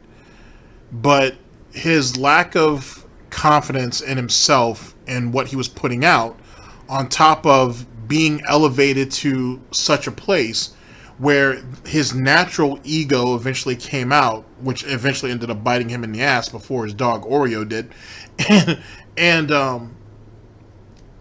just him still not knowing or understanding or just being able to find a place for himself in the world is what led slowly to his downfall. It was referenced in the first video of him being a bit of a shut-in. Lord Katz actually said that. Darkside Phil is right there too. In almost the same type of way. He hasn't completely self-destructed to the point that Spoony has, but that doesn't mean it won't eventually happen. Phil's drinking, his gambling habits with WWE champions, amongst other things, are still very much the early flames, if you will, that will eventually engulf him. just because he has his wife Catherine to basically not even lean on, he's basically just asking her to carry him. That'll only happen for so long. As any spouse would, who wants to deal with that in the long term? You know what I mean? It must be rather harsh being married to a beggar. We'll see about that as time goes on. But the stress of it, of being at the highest point, being at the highest point of what you would consider, in air quotes, your internet career, and watching it all slowly but surely be dismantled by you, must be hurtful. And you can see why these people shut themselves away from the world. They disengage from just about everybody, which is crazy, because the very people that you can tell that they're obviously screaming out for help, and yet they don't want anybody's help. It's just terrible. Amusing at times, but certainly terrible. All right, let's get it. Led to his absolute decline and to his falling down from where he used to be, from the position that he used to occupy. Now, there are a few touchstone moments, a few key pivots in the history of Spoony1 that I really want to hone in on and focus on, because it helps to highlight when the shift took place between the up-and-coming Spoony and the absolute decline into depression and non-creation that he has become, that really encapsulates who he is now. And I think there is no better place to start when we look at the downfall of Spoony1 than with his firing at that guy with the glasses. What is your problem? Look, I double bagged it, okay?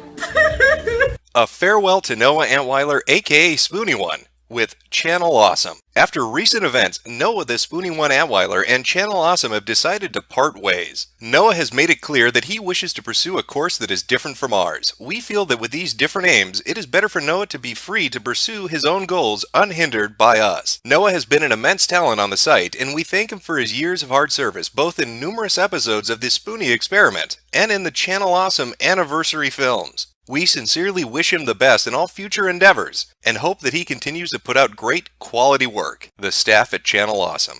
Now, this was the public memorandum, the official statement from Channel Awesome about the parting of ways between Noah and Channel Awesome itself, and it refers to recent events. Now, this was put up on June 21st of 2012. So exactly what recent events is this official statement referring to? Well, believe it or not, the entire split between Channel Awesome and the Spoony1 was brought about by one single tweet, at Jesu Otaku.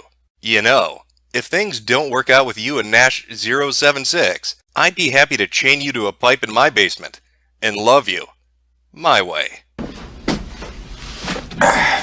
Well, bring out the gimp. That one single solitary tweet would set into motion a chain of events that would inevitably lead Noah to being kicked off of Channel Awesome, having his site and forums removed from hosting on That Guy with the Glasses, and creating a rift between him and the other content producers on the website.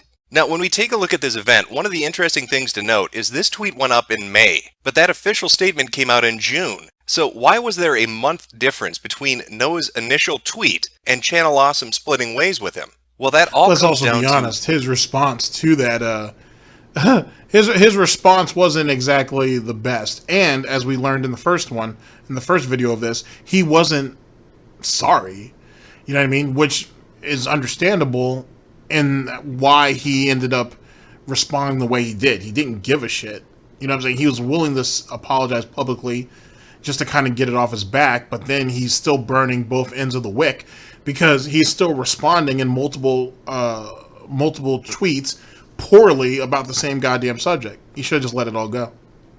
One content creator. Man, that's messed up. When a woman screws you so bad, you wish you were a dog. At the Spoony1. Seriously, I can't follow you anymore, dude. Aw, Obscurus Lupa hates me now too. Gonna have to bust out the Adelaide playlist for the breakup. You joked about chaining Hope up in your basement and raping her. I got no sympathy for you. Nearly 1 month from the initial tweet that Noah put up, which was a joke response to Jesu Otaku, Obscurus Lupa gets into the conversation and dredges it back up, and this helps to ignite a firestorm. In the following weeks, once Obscura Lupa brought this back up, Spoony was bombarded with people telling him that he should make rape jokes, that he stepped over the line. Now, Spoony being Spoony didn't take that too well. He's not a very big fan of criticism, as anybody who is a financial backer or longtime fan of his can tell you. Don't tell me how to play. And so he that's threw a a shit DSPism, fit. if any of us have ever heard that. Give Phil money day in, day out, right? And ask Phil to play a game that you think would be interesting, either to watch or to watch him play. No, dude, you don't tell me what games I play. Hey, Phil, you're doing that wrong. Maybe you should go ahead and do this. On one of the rare times that he doesn't want to be hoof-held. Oh, no, dude, don't tell me how to play. I know what I'm doing. You know what I'm saying? You're derailing the chat. You're disrupting my stream. And then lean in, manual snort. On Twitter and had a meltdown at being chastised by fellow members of the website. Now, sadly, a lot of these have been deleted, and a lot of people have put their accounts on protected mode, but I can show you some of the tweets surrounding that timeline to give you an idea of what was going on. Oh, I know, I'm a monster, a beast. I say such mean things, I force you all to listen to them. I'm offended. I hit the block button. Woo, crisis averted. That was close. Could it be because my worst crime in all of this was being an asshole on Twitter, a remedy for which is not reading my comments? At Michael Novelli. Most of the people I've raped are dudes. I've got video proof. I don't know if that's cool. I've been the victim of sexual assault. I know you're joking, but still. Oh my god, I was rude to a coworker and somehow the world still exists. How can that be? Like Bennett the Sage, I'm gonna be rude to him. Hey Bennett, fuck you. I like tried Bennett, to stop. Actually, he does he does commentary over like anime and so on and so forth, and he does reviews for like anime stuff or whatnot. It's actually a really good listen, to be honest. Man, he lost a bunch of weight too, like over the last couple of years. Like, so something about someone said something like he lost like 120 pounds and shit, something like that. Really crazy stuff. But I'm happy for him, and he actually like lost it. Like he didn't pull a Wings of Redemption, had to get surgery. Like he legit lost the weight. Tried to be a better man, but I must confess, I plan to be rude again. Oh God, help me. It's the least I deserve. I was rude on the internet. Supervillain. It's the 4th anniversary video. I believe they plan to digitally replace me with a large, greasy slug. So the basic chronology for the events that happened. Spoony tweets out a joke tweet at Jesu Otaku, a contributor on That Guy with the Glasses. Nearly a full month later, Obscurus Lupa replies to a different tweet and dredges that up. From that moment onward, Spoony goes into defensive mode, throws a shit fit on Twitter, and begins to get bombarded by people telling him he's being rude and that he shouldn't make jokes about rape. Now, one thing to add into the mix of all these events playing out, because there's a conspiracy theory that surrounds Spoony being let go from That Guy with the Glasses. Every new beginning comes from some other beginning's end. Thank you, This is what Obscurus I spoke about Lupa. a little bit earlier. And the rabbit hole for Scarlet is it's a thing. You know whatnot. Same thing with Mars Girl. Same thing with a lot of them. Not all of them, but with a lot of them. Just deep ass fucking rabbit holes for each and every one of them on some nonsense. And remember, not to say that this means anything about anything, but depending on how far you want to go, is when Lord Katz had said that, hey, Spoony, you know what I'm saying, you have a small penis, you're afraid of it, and that's why Scarlet left you. Well, there might have been something to that. Maybe. Womp womp. I love you. Love you back. Now, for those of you unfamiliar with who these two people are, Holly Christine would be somebody who worked as a PR/HR person at That Guy with the Glasses when this was going down.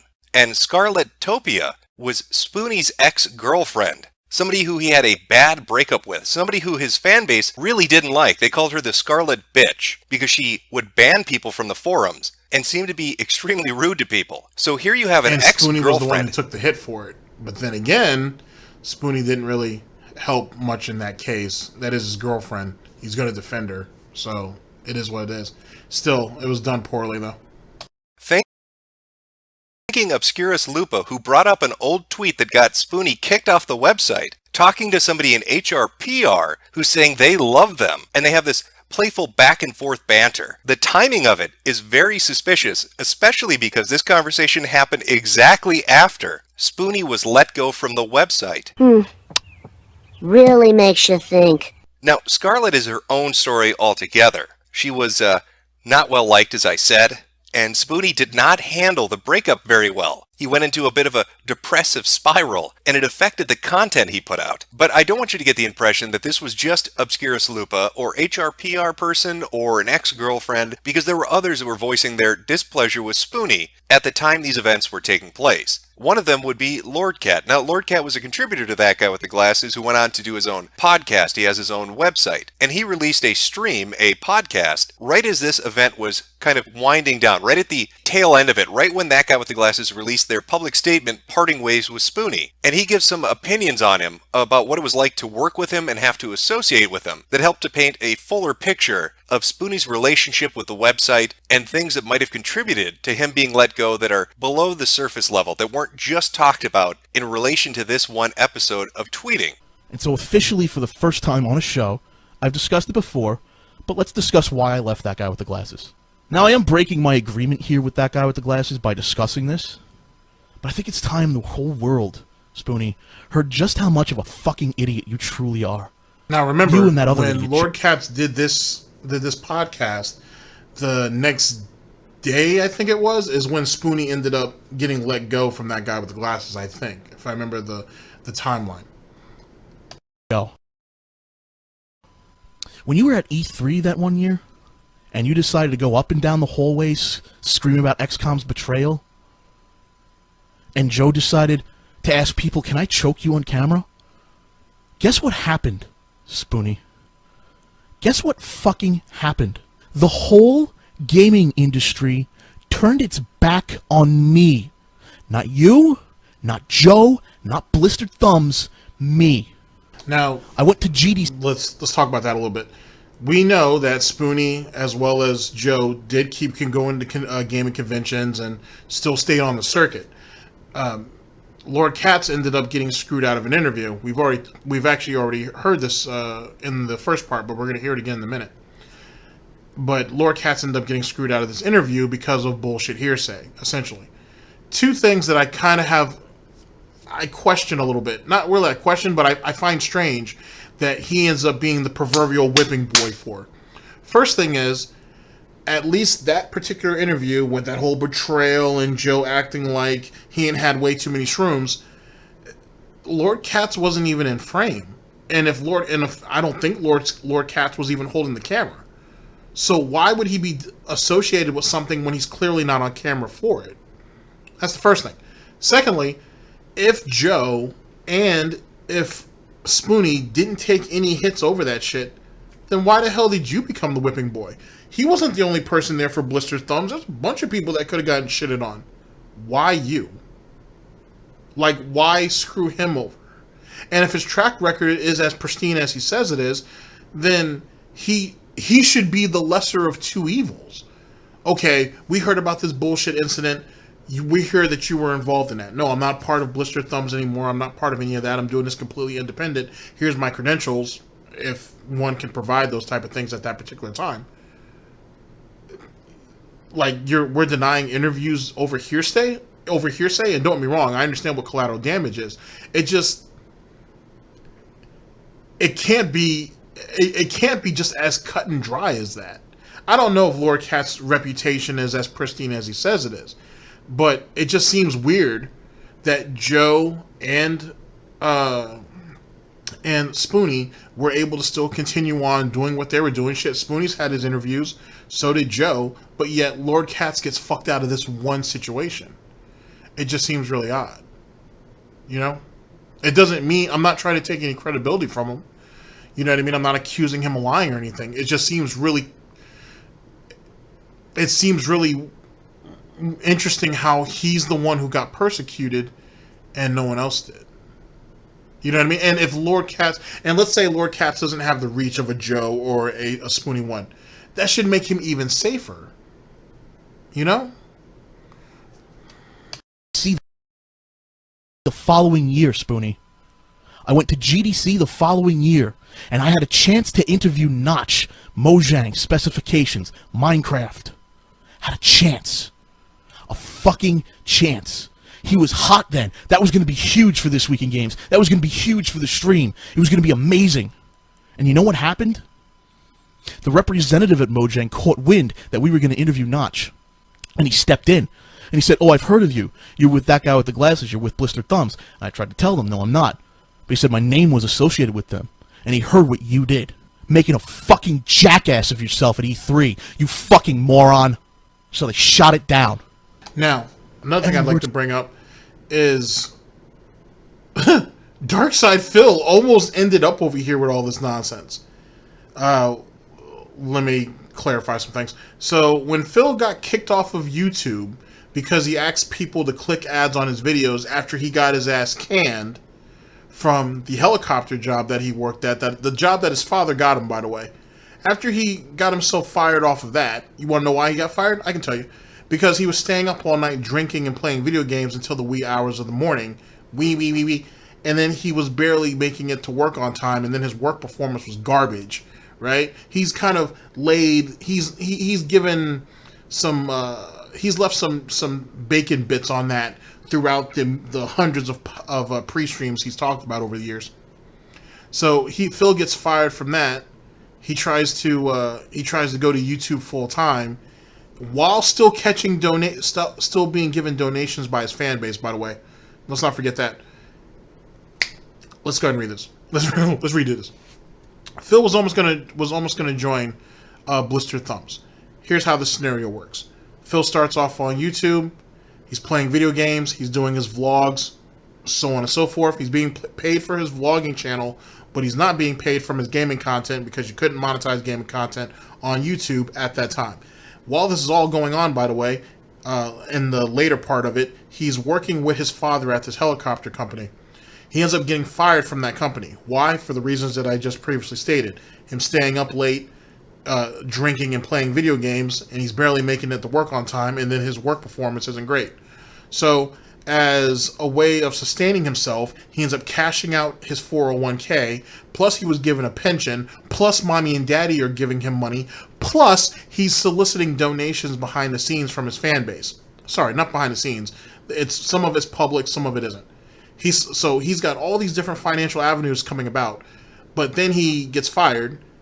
He's still got all these financial avenues going about, but he goes ahead and tells his fan base to click on the ads on his vlogs so he can get more money so he can continue doing what he's doing. Then he ends up getting knocked off of, he ends up losing his Google AdSense because obviously he violated one of their rules by asking people to engage with ads. He ends up going to Blip.tv.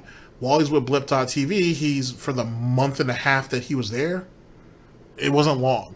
He's moving up into the ranks, and some people from that guy with the glasses reach out to him and is like, "Hey, would you be interested in joining us? And so you would come over here and join our Blistered Thumbs," which was like their gaming division. Phil looked at it as great opportunity for me to go over there. They will promote my stuff, and I'll just mingle along with those people. The way Phil describes it is basically how I told it to you. And keep in mind, these people do skits, these people do meetups, stuff like that. Darkside Phil's not going to show up to all those things. I'd be surprised if he showed up to many of them, because he's sharing the spotlight with someone else. It's not going to be about him. Anywho, and then he ends up getting himself kicked off of Blip for the whole, burning the Jews and then spreading the love of God on a bunch of underage boys' backs and whatnot, and then he ends up coming back to YouTube. But if Phil didn't fuck up with that whole Dead Space 2 nonsense, he could have been over here with this shit. And who knows how would that have played out. So if Lord Katz was mad about what Spoony and Joe did, just imagine Darkside Phil with his dumbass being in the mix with all that. It could have been a whole lot worse. Spread it, GDC. Oh, I heard about you. You were the guy at E3. They thought I was the guy at E3 making a jackass of everyone. I was there trying to be a legitimate member of the business of the gaming industry, and I've worked my ass off to separate myself from you. Every time. You just don't get it. Every single fucking time. You act like a complete fucking jackass. It has repercussions for everyone you're associated with, and you don't give a shit. That's why I left that guy with the glasses. I can't fucking stand you. Now, Lord Cat references E3 and Spoony running around screaming betrayal at the top of his lungs. He's referring to this specific video clip. And so we I saw the footage, and there was one word searing through my mind like bolts of fire, and that word: betrayal. What? Betrayal. Betrayed me. This game sucks. It has nothing to do with XCOM. Nothing. Nothing. That would be what he's referring to. I don't jump onto someone else's stream and scream about how what they're doing is wrong. No, you're not. You're fucking laughing your asses off and being stupid chuckleheads. Why did you come in?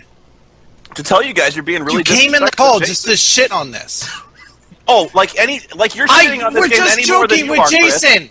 Why do you have to come in and shit on this? Like we're lashing out at him. Jason was laughing.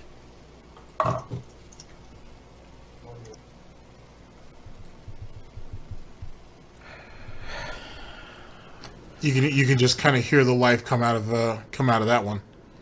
Yikes. All right.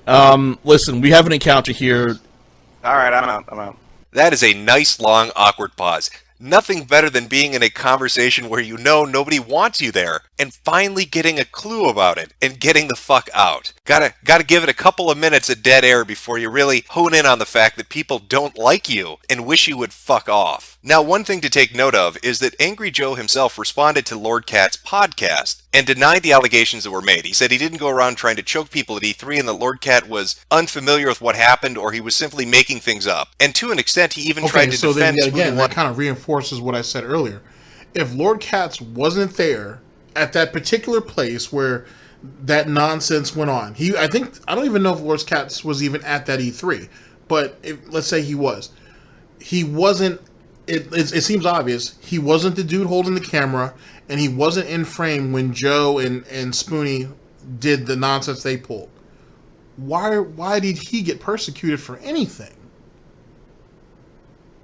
You know what I mean?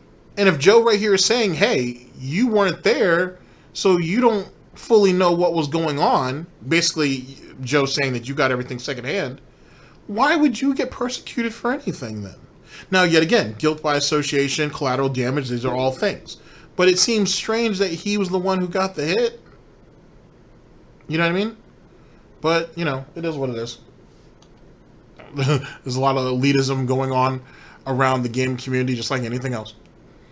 A little bit. But regardless of who you believe in this entire menagerie of opinions, whether it's Lord Cat when he says that Spoonyone was abrasive and that it was a detriment to business interests to work with him, whether it's Jesu Otaku or Obscurus Lupa when they say that they found the joke offensive and it made them uncomfortable, or people who look at the connection between the person in HR and PR and an ex-girlfriend. Regardless of the motivation for why this took place, the end result is the same. Spoony was severed, ties were cut with that guy with the glasses. Now, a month or so later, after all these events had played themselves out, Spoony put up a twitlonger talking about this.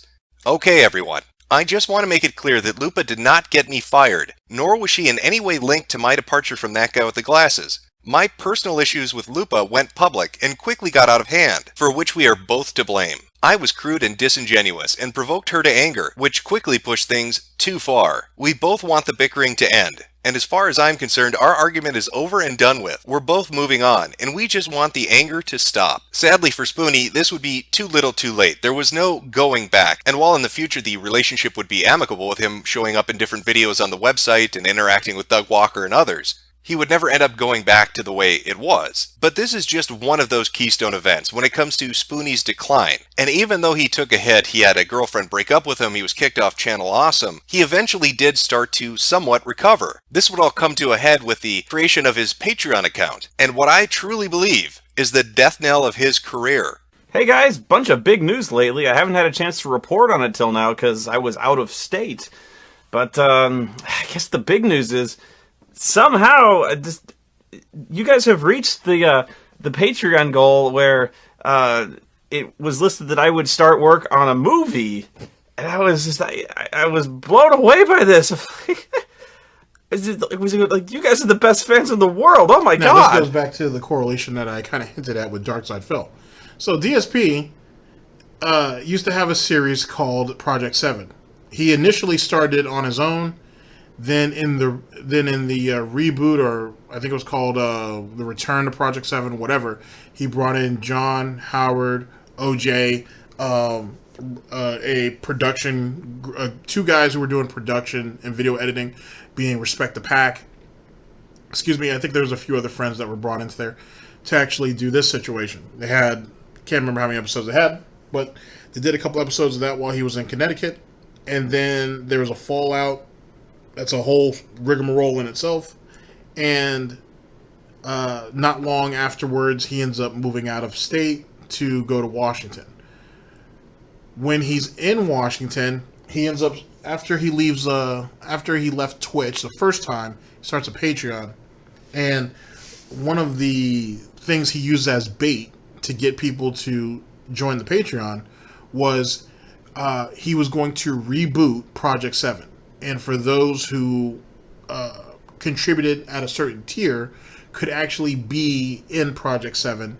And let me put the disclaimer: could participate in Project 7, or could be in a holiday special or something along those lines. But the lore was Project 7.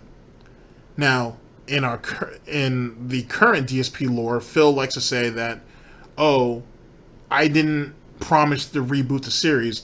I was only doing that for a trailer for the reboot of Project 7.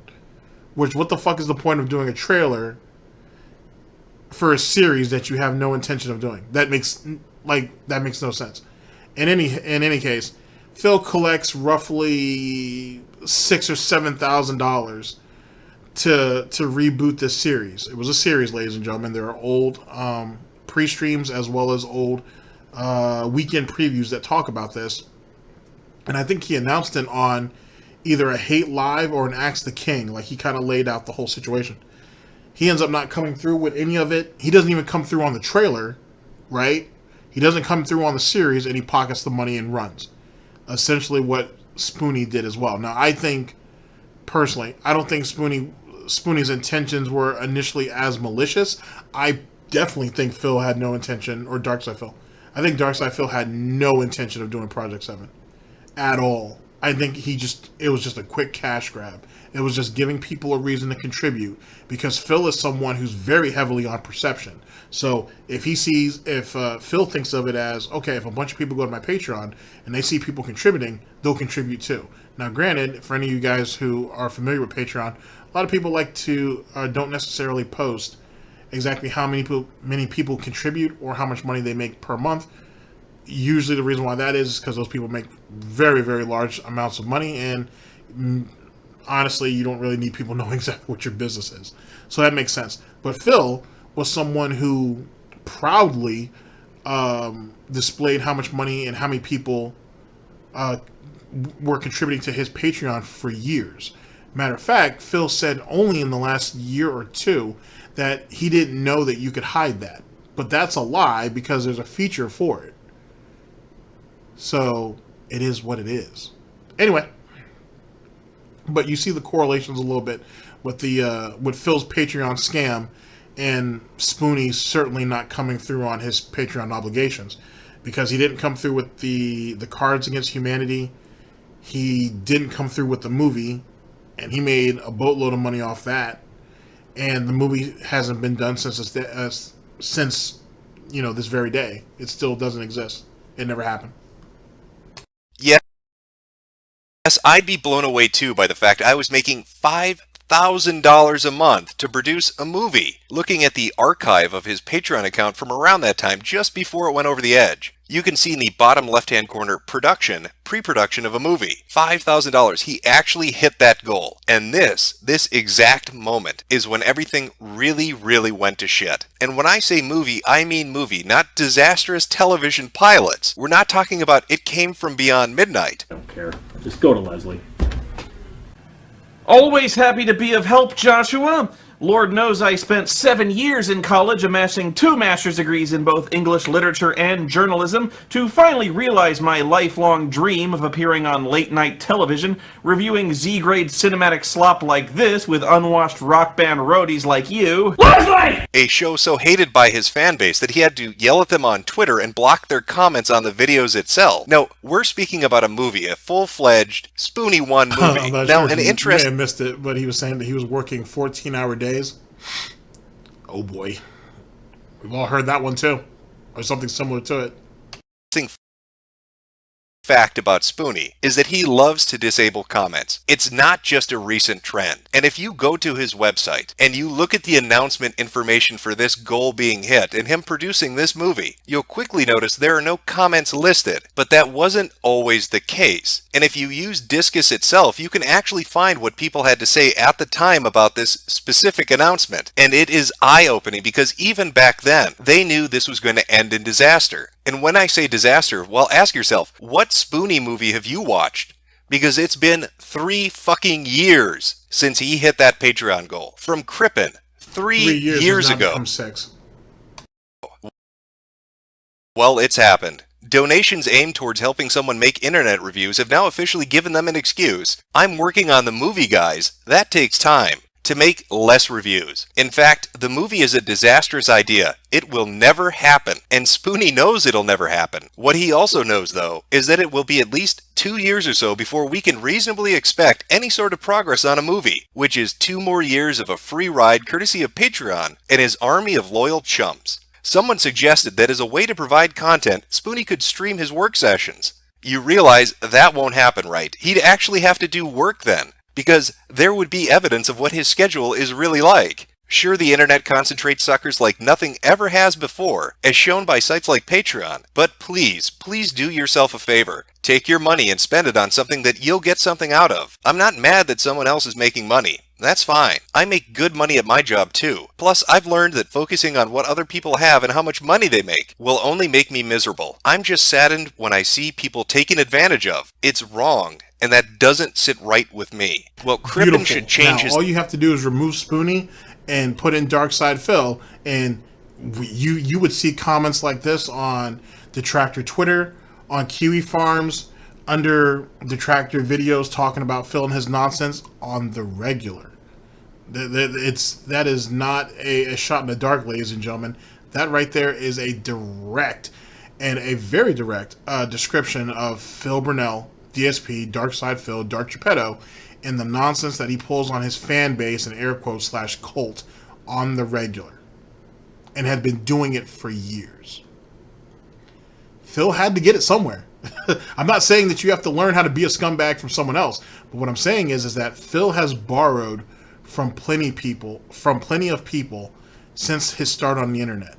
A lot of what you're seeing in Spoony is stuff that you saw from Darkside Phil later. I'm saying is that Phil, the High Lord of Snorts, has taken some of these tactics and used it himself. Because Phil is very much one of these bitches who's like, how come he gets away with stuff and I can't get away with stuff? If he can get away with it, then I can get away with it. The only difference is, and Metokur will talk about this later, is Phil doesn't mind explaining. Sorry, because if you were going to explain yourself, people would automatically expect that it would be the truth. Phil doesn't mind lying over and over and over again to his audience if he can keep milking them. Just throwing that out there. Name to Nostradamus because he completely called what inevitably ended up happening. There never was a Spoony movie, and even more on point, there were less and less reviews. Now, the Patreon amount didn't actually stay at $5,000 for long. Eventually, people began to get worried. They became a little nervous about how this was turning out. They were giving large sums of money to Spoony to make this product he promised to deliver, and that he never delivered on. Meanwhile, while they're waiting for something to be posted about the movie progress itself, reviews and content that he normally put up began to slow down to a trickle of what it used to be. From Ryan S. 3 years ago. Shut off the Twitter like you said. Since your latest video, there have been at least over 100 tweets that are definitely not just composed of spontaneous conversations. If you are truly honest about enacting the promises you have made to me and other Patreons, do what you said. The fact is, you are being paid over $5,000 a month. That is an insane amount of money that me and other college graduates would kill for, and you're doing this for what supposedly is for what you love. If so, why is it that you're struggling to maintain any sense of a schedule or production quality? Why is it that when anyone who criticizes the quality of your videos is mysteriously banned from the site? I don't do this to troll, but in love of what you've given us. I still watch countless past videos and marvel at the balance of criticism and humor. They have inspired me to go back to making videos again despite having classes, an internship, and a relationship. However, I have taken my Patreon away because I have lost faith in your ability to deliver any semblance of consistent quality content. I haven't seen any increase in the quality of your videos. In fact, most videos are now vlogs that have basically no editing. And even then, the wrestling videos are completely unintelligible to anyone who hasn't grown up watching wrestling. And the Patreon goals? What happened to those? Are you telling me that you can't edit together a 3-hour Cards Against Humanity for the people who are personally paying for your livelihood? Are you telling me you can't piece together a single DVD in almost 6 months? Now, Ryan's referring to the Patreon himself. If he could have, and as I spoke about earlier, if he kept the reviews coming out and at least come through on the other Patreon goals or whatnot, it doesn't buy him time, but what it does is it shows that he's committed, if you will, right? And honestly, if the movie never came out, were there going to be people that are pissed off? Sure, just like people were pissed off about Project 7 not coming out. But as long as he's coming through with the rest of the content, I think at least in Spoony's case, people would overlook it. People would be like, hey, I'll still keep contributing because at least on the regular, you're giving me what I want. If the movie, whether the movie shows up or not, as long as you come through on the Patreon goals and as long as the regular content is out there, then I don't give a shit. But everything just, it fell off. It got lazier and lazier and lazier. And essentially he was making videos just rambling about himself to himself, if that makes sense. Tiers, and you'll see that he offered different perks for different donation amounts. Some of these were streams, some of these were DVDs. None of these were delivered on. So what do you imagine Spoony's response to people when they level criticism or they have complaints about his production value, his quality, or his promised content? What do you think his reaction is? Dude, it's been over a week since your vlog where you said you were pretty much done with Twitter. I'm asking these questions as part of my scripting, dude. Believe it or not, this is important, so lay the hell off. Wow, excuse me, but I'm not sure all of your over 100 plus tweets have to do with scripting. Further, I do not have the time, you know. I don't have to justify myself to you. In fact, I'm wasting it arguing with you. Except in your vlog, you said you were done with Twitter, period. I'm certainly done with you, period. I understand relevant tweets like when you're watching a wrestling thing and giving running commentary on Twitter. Why don't you monitor your own time usage and let me handle mine, okay? I've got it handled. Fine, but if fans start pulling their Patreon funding like some already are, don't be surprised, all I'm saying. So kindly fuck off and let me handle my business. Now this Twitter conversation and that gives back that gives me some flashbacks of Dark Side Phil. Very much so. Maybe not necessarily on Twitter, unless he's drunk, of course, but certainly some of that attitude on the streams, on the evening stream especially once when he's got some gin in him, because Phil likes to pregame early. Yeah, I've seen that type of energy before. Previous post that I read out to you mentioned a promise Spoony made about social media. He himself put this into the video when he was talking about his Patreon goal, in which he promised he was walking away from all social media because it ate up too much of his time. He wanted to focus on delivering the content he was being paid to create. The first thing, and the biggest thing that's probably going to change that you may notice, is social media, Twitter. From now on, you are essentially going to notice my complete... my Twitter account is basically going to be completely abandoned. And do you know how that turned out? The complete opposite of what he said. Hey, remember when Spoony promised to stop using Twitter so much so he would actually get the fucking work done? Even with a few months break at the beginning of last year, he's back up to averaging over 1,000 tweets per month, more than 38 every day.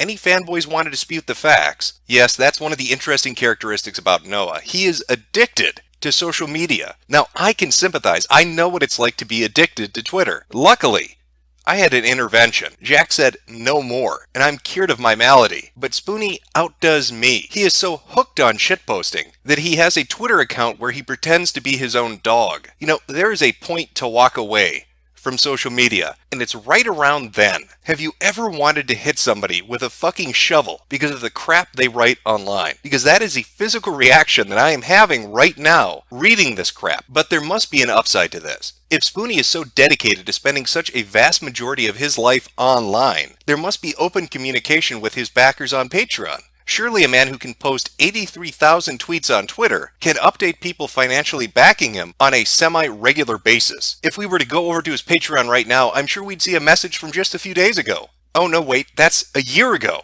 That's not a few days ago, that's a fucking year ago. It's been nearly a year since he's posted anything. Anything. Not on the community section, not on the post section, nothing after this one last post. Now, I want you to imagine what the impact of this kind of behavior is on somebody who's making $5,000 a month on Patreon. Remember, he's been financed to create a movie, and yet his content has disappeared, and he's not updating any of his backers. What do you imagine that $5,000 looks like now? That's what it looks like. From $5,000 down to $740. And the most remarkable thing about that is not that he is making $740 when he was making $5,000. It's that he's not making $0. Because I cannot fathom the people that would still be financially supporting a man who doesn't care enough about them to at least update them once a year, who is dedicated to shitposting on Twitter rather than producing content, who doesn't deliver on his tiered promises of DVDs and Cards Against Humanity live streams, who doesn't produce the movie he said he was going to produce,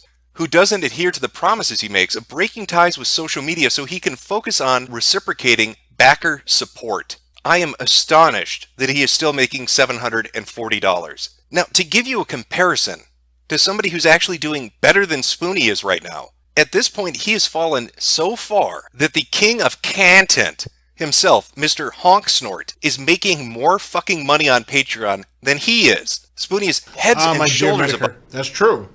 That's very true. But 4 short years later, Phil is hovering at that $300-400 a month and doesn't acknowledge anybody on Patreon. If you are a Patreon donator on a Patreon contributor, your name is not shouted out. There is no B-roll for you. There is nothing. You're just another individual who gives up money each and every month, and that is that. Yet again, another correlation between Darkside Phil and Spoony1. Of Phil as far as talent is concerned. But do you know what Phil does that Spoony doesn't? Phil talks to his fucking Patrons. Phil actually puts content out when he says he's going to put it out. Phil actually holds polls and talks to the people that financially back him. That is why Darkside Phil, DSPGAMING is rigged a lot of those polls for like the Patreon's choice and so on and so forth to make sure the games that he wanted to be played essentially got played. Maybe not all of them, but most of them. On top of that, Phil was making that very interesting complaint back in the day about how the number that you see on Patreon isn't the actual number that's being given to him. It's offset and so on and so forth. So people had to go over the $1,250 goal more times than not, just to make sure that he actually gets the $1,250. That's an interesting story all in itself. Making more money right now on Patreon than Spoony1 is. That is fucking mind-blowing. If you were to look at a graph of Spoony's financial support on Patreon, you can see it's a nosedive. It goes completely tits up and into the ground. And that is a direct result of Spoony1's own behavior and attitudes towards the people financially backing him. He does not give a shit. He does not care about the people that are supporting him financially. He doesn't deem them interesting or worthy enough to have a conversation with them to keep them in the loop as far as his production is concerned. And yet, he still makes $740. The only way that I can wrap my mind around this is to imagine that people are still supporting him because they have auto renewal enabled and they forgot that they donated money to him. Because if it were me and I were donating money to somebody, I would expect at least 2 times a year that they'd give enough of a shit to say, hey, thank you. But do you want to know what the really disgusting thing about with Darkside Phil? that most of the people who contribute to his Patreon probably don't even remember that they do so. It's it's an auto reload, or recontribute. And yet again, Metokur's right. Spoony, even at his worst, is leaps and bounds above Darkside Phil when it comes to just sheer talent. Absolutely. But he's been broken down to the worst common denominator. So with that being said, though Phil lacks all of the attributes to be successful, he still can barely survive. He has enough wherewithal to exist. And Spoony 1, at least over recent years, looks like he's lost the drive and sadly the will to even do that at times.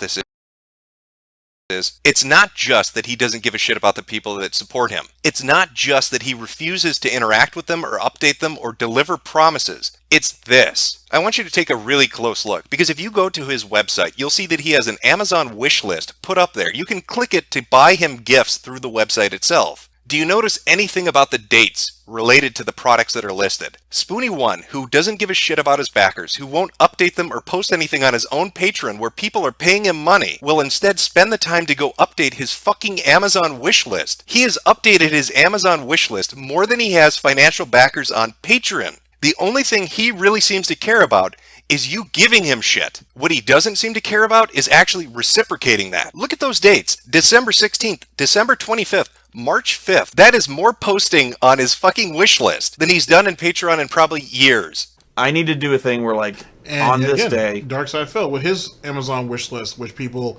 still buy him stuff from, he just doesn't always announce it. That right there, and he refers to it every once in a while. Hey, you guys can buy me something off this. The new with the two new consoles, respectfully, that are supposed to be coming out, the PS5 and the Xbox. Excuse me.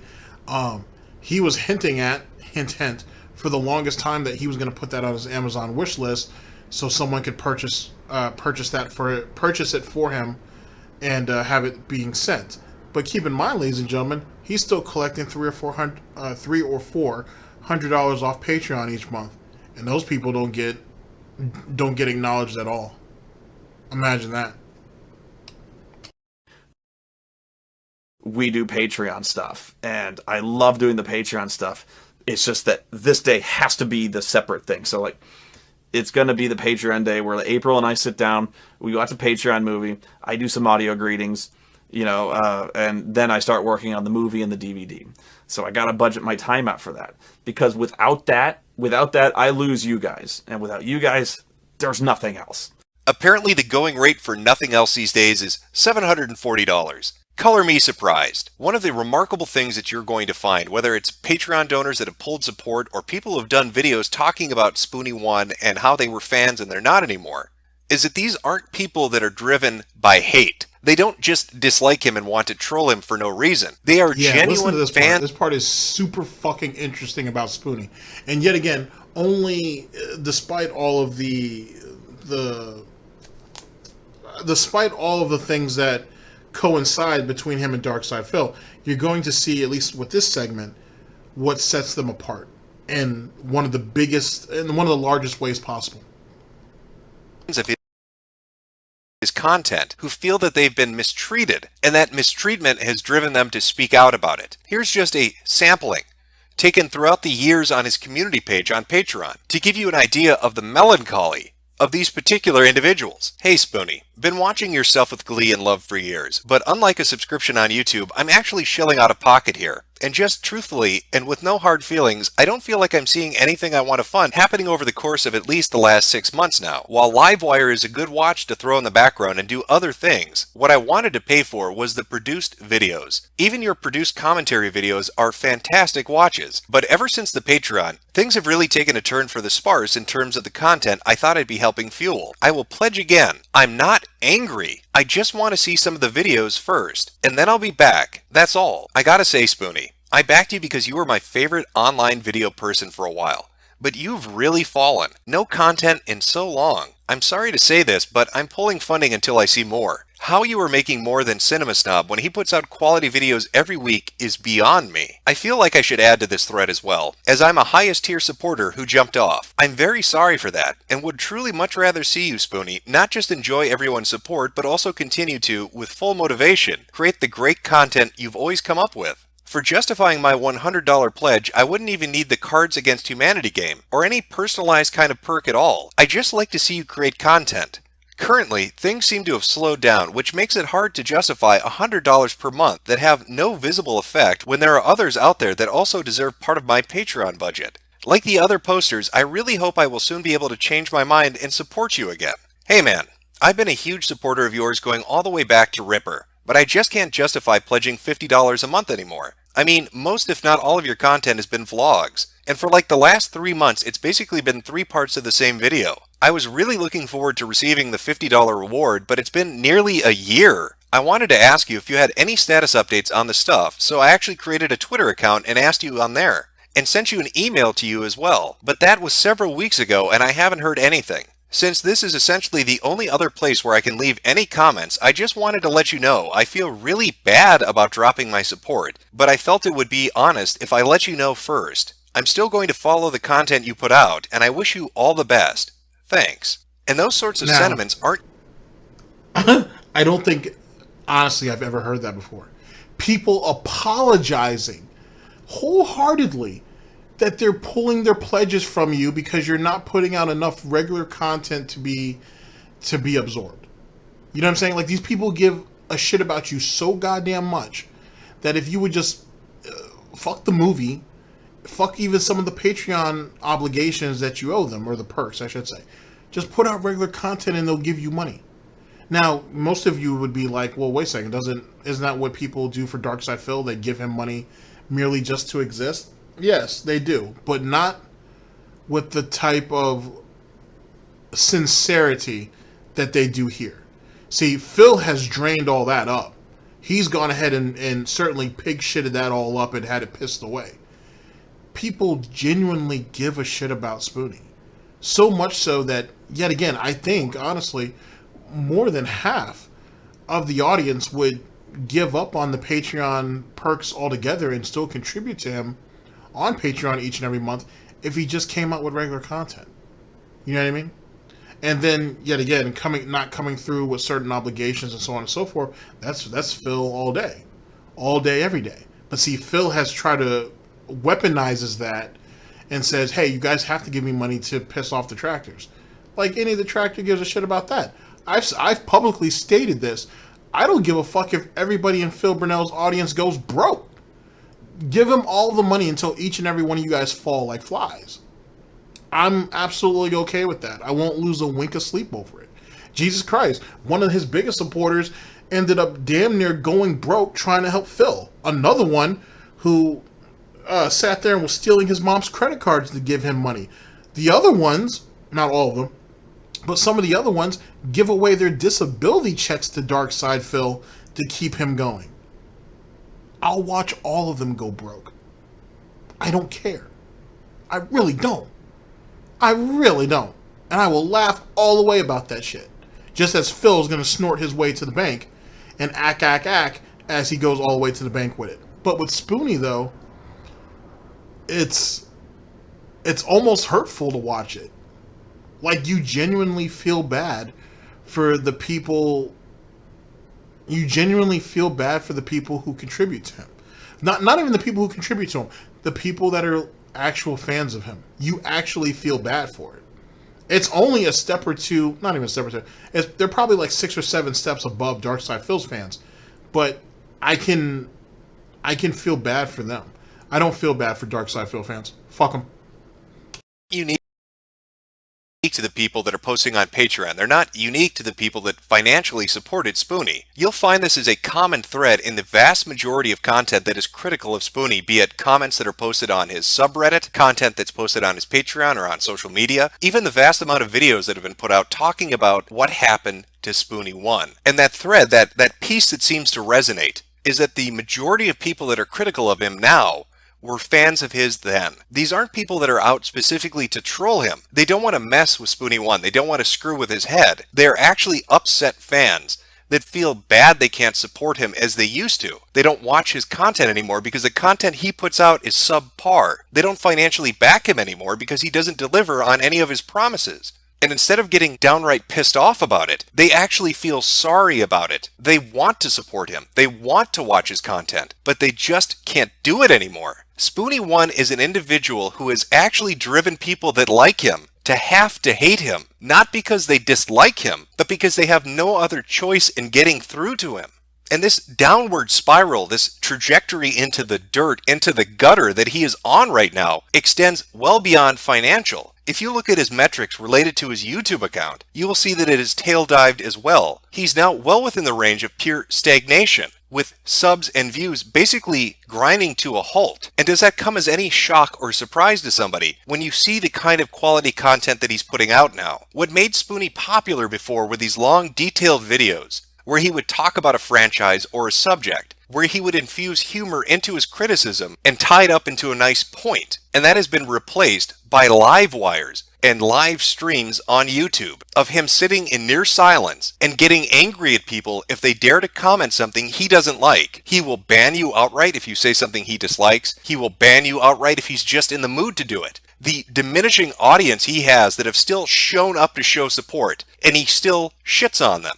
And one of the craziest factors about this is that he still has the ego of a man who's on his way to the top. Now, only 523 people watching a stream that was not announced ahead of time. Oh yeah, my fan base is just withering up.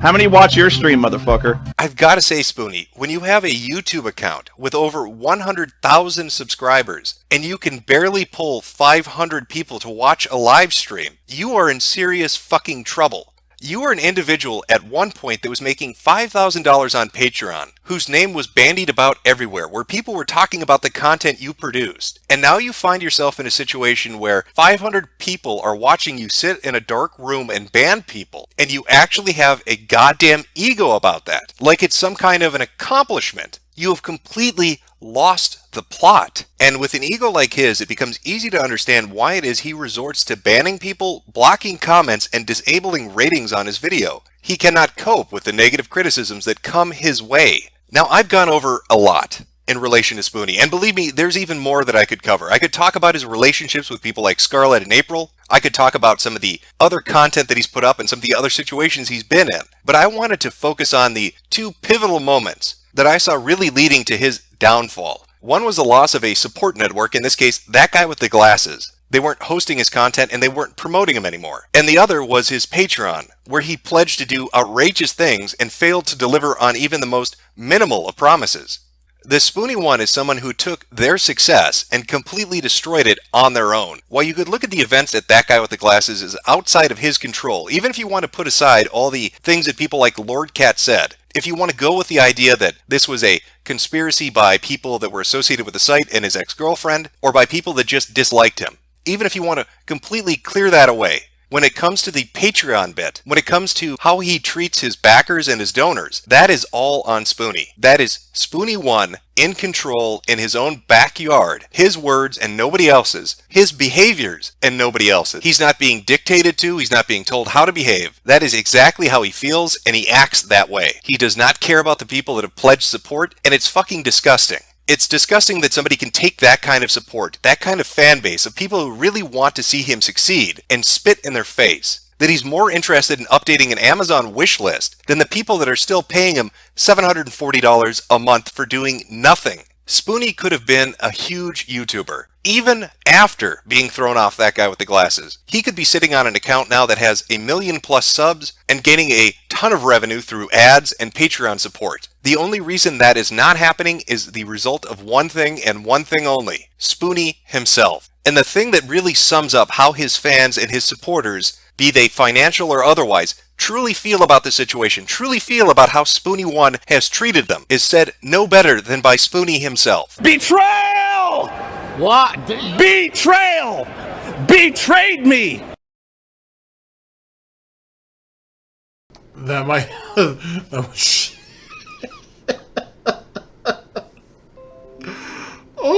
So that's fucking incredible. That screenshot is fucking incredible. All right, ladies and gentlemen, that is Spoony. Sadly, still a legend in his own mind. Certainly a fallen legend in the minds of most. The correlations between him and other lol cows, especially him and Darkside Phil mainly, is literally, I mean, in actual talent, there are fucking miles, there are fucking worlds apart. You know what I mean? In talent, you know what I mean? Absolutely, like no one can ever deny that. But to watch someone who was at Spoonie's height fall down below Darkside Phil is probably one of the real shames of it all. Metokur's right, as Down the Rabbit Hole was right. He should have so much more than what he does. And he destroyed himself because in a lot of ways he's not all together. You know what I mean? And the fact that he's never actually made he's not comfortable with himself. He hasn't made peace with himself. And eventually it came out. And he led to his own self-destruction. As most artists do. And in a lot of ways, Spoony is an artist in his own way. Sadly. His end is not going to go well. I think that's very obvious. Especially if you're keeping up with him in current times. It gets worse and worse by the day, for the most part. And the funny thing is, if there is anything funny to take from that, no one wishes that upon him. You know? Even the few, I guess you would consider troll comments, don't want to see him dead. They don't even want to see him where he's at now. They actually question, why the fuck is he at where he's at now? They don't even really understand it, for at least from what the few comments I've seen. So, it is what it is. You know? It's sad. Certainly unnecessary, but it is what it is. All right, ladies and gentlemen, give me a second to go ahead and square off and square up, and then we will reconvene for final thoughts, and I will let you guys go. Yeah.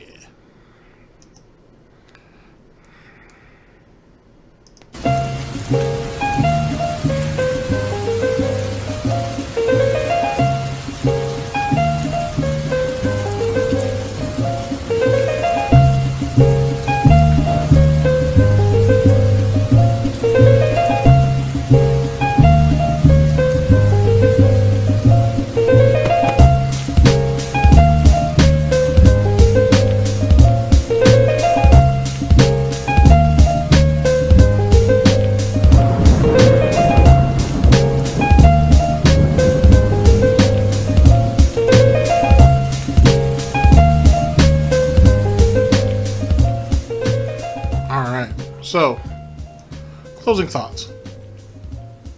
I mean, rip. To be honest with you, it's just a shame.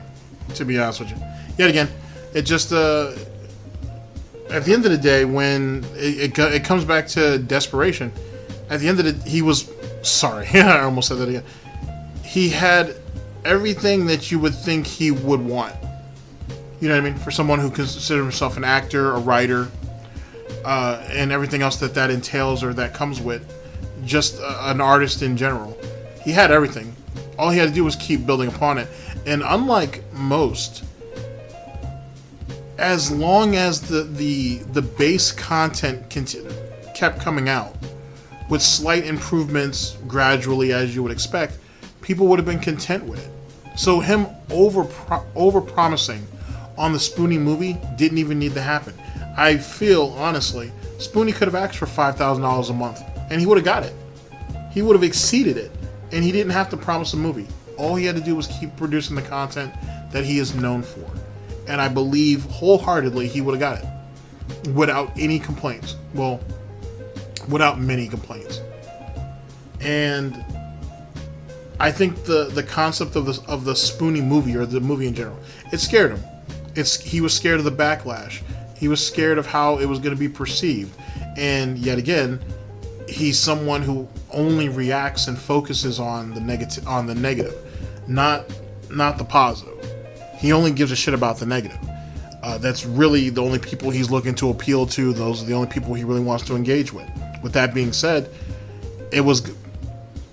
Patreon was kind of the beginning of the end. That was his self-destruction. And sadly, it led to what is now his final destination. Now, as it pertains to Dark Side Phil, he just moves over to crowdfunding, meaning that just directly begging on Twitch, which will end up being his downfall too. And don't let anybody think otherwise. With that amount of money, like it did with Spoony, it enabled him to do what he wanted. And the only thing is with Spoony is, for whatever reason, he felt like he wasn't obligated to anybody. Darkside Phil isn't any different. He'll collect his $100 a day or $200 a day and run around unappeased, and as long as his gen is still fully stocked, and as long as WWE Champions is within Hoov's reach, he don't care. And it's funny because you got two people who are kind of born losers, if you will. You know, Spoony didn't get any real recognition until he was 27, still living with his parents. Nothing wrong with that. Just stating the obvious. Jesus Christ, Phil didn't actually move out of his parents' home until at least around 27, 28. At the very least. So something around those lines. And yet both of them have, well, at least, yeah, I guess in some ways they chase who they used to be, you know, early on when everybody loved them. And yet none of them know, neither one of them know how to change. Neither one of them know how to kind of adjust and or adapt in the world that they live in currently. And Spoony is worse off because he has the most. He actually has, honest to God, he has talent. He has legitimate talent. Phil don't. Phil swears to God that he do, but he don't. But look at how their fan bases react. You got Spoony's fan base damn near in tears that they can't give him this money because he's not producing, and it's the only way to, at least that they're paying with, they're working off their wallet, if that makes sense. You know what I'm saying? Hey, I'm not going to pay you if you don't do this. Pure and simple. Darkside Phil, he's got a bunch of cucks over there, so they throw him money no matter what. And what does that get anybody? Now the content has gotten worse and worse and worse because he's not even thinking about the people who give him money. He's too busy worried about the people who don't give him money. That's insane. And yet, it's very much a match made in hell. Ladies and gentlemen, thank you very much for listening in. I very much appreciate it. And I'll see you. Jesus Christ. I think there's only like one more video left. Everything else can come back. I can do when I can do that when I come back from my hiatus. So yeah, there's only like one more video left and that's it. And then I won't see you guys for like a month or two or whatever the case may be. Well, I haven't decided exactly on how long it's going to be yet. If you guys are on the second channel, don't worry. I have a whole cornucopia of stuff waiting for you over there. But I'll legit not see really or hear from any of you guys for about a month or so, maybe two. But it's been fun, to be honest. I apologize yet again that I didn't come through on my obligations sooner. Fortunately, it didn't cost any of you guys anything. But still, whether you put your money behind it or not, it still should have happened. So you have my apologies on that. In any case, like I said, one more video and then that's a wrap, or one more broadcast, if you will, and that's a wrap. Ladies and gentlemen, take care of yourselves, and I'll see you for the next one. Later. And remember, ladies and gentlemen, Spoony won, gone, but not forgotten.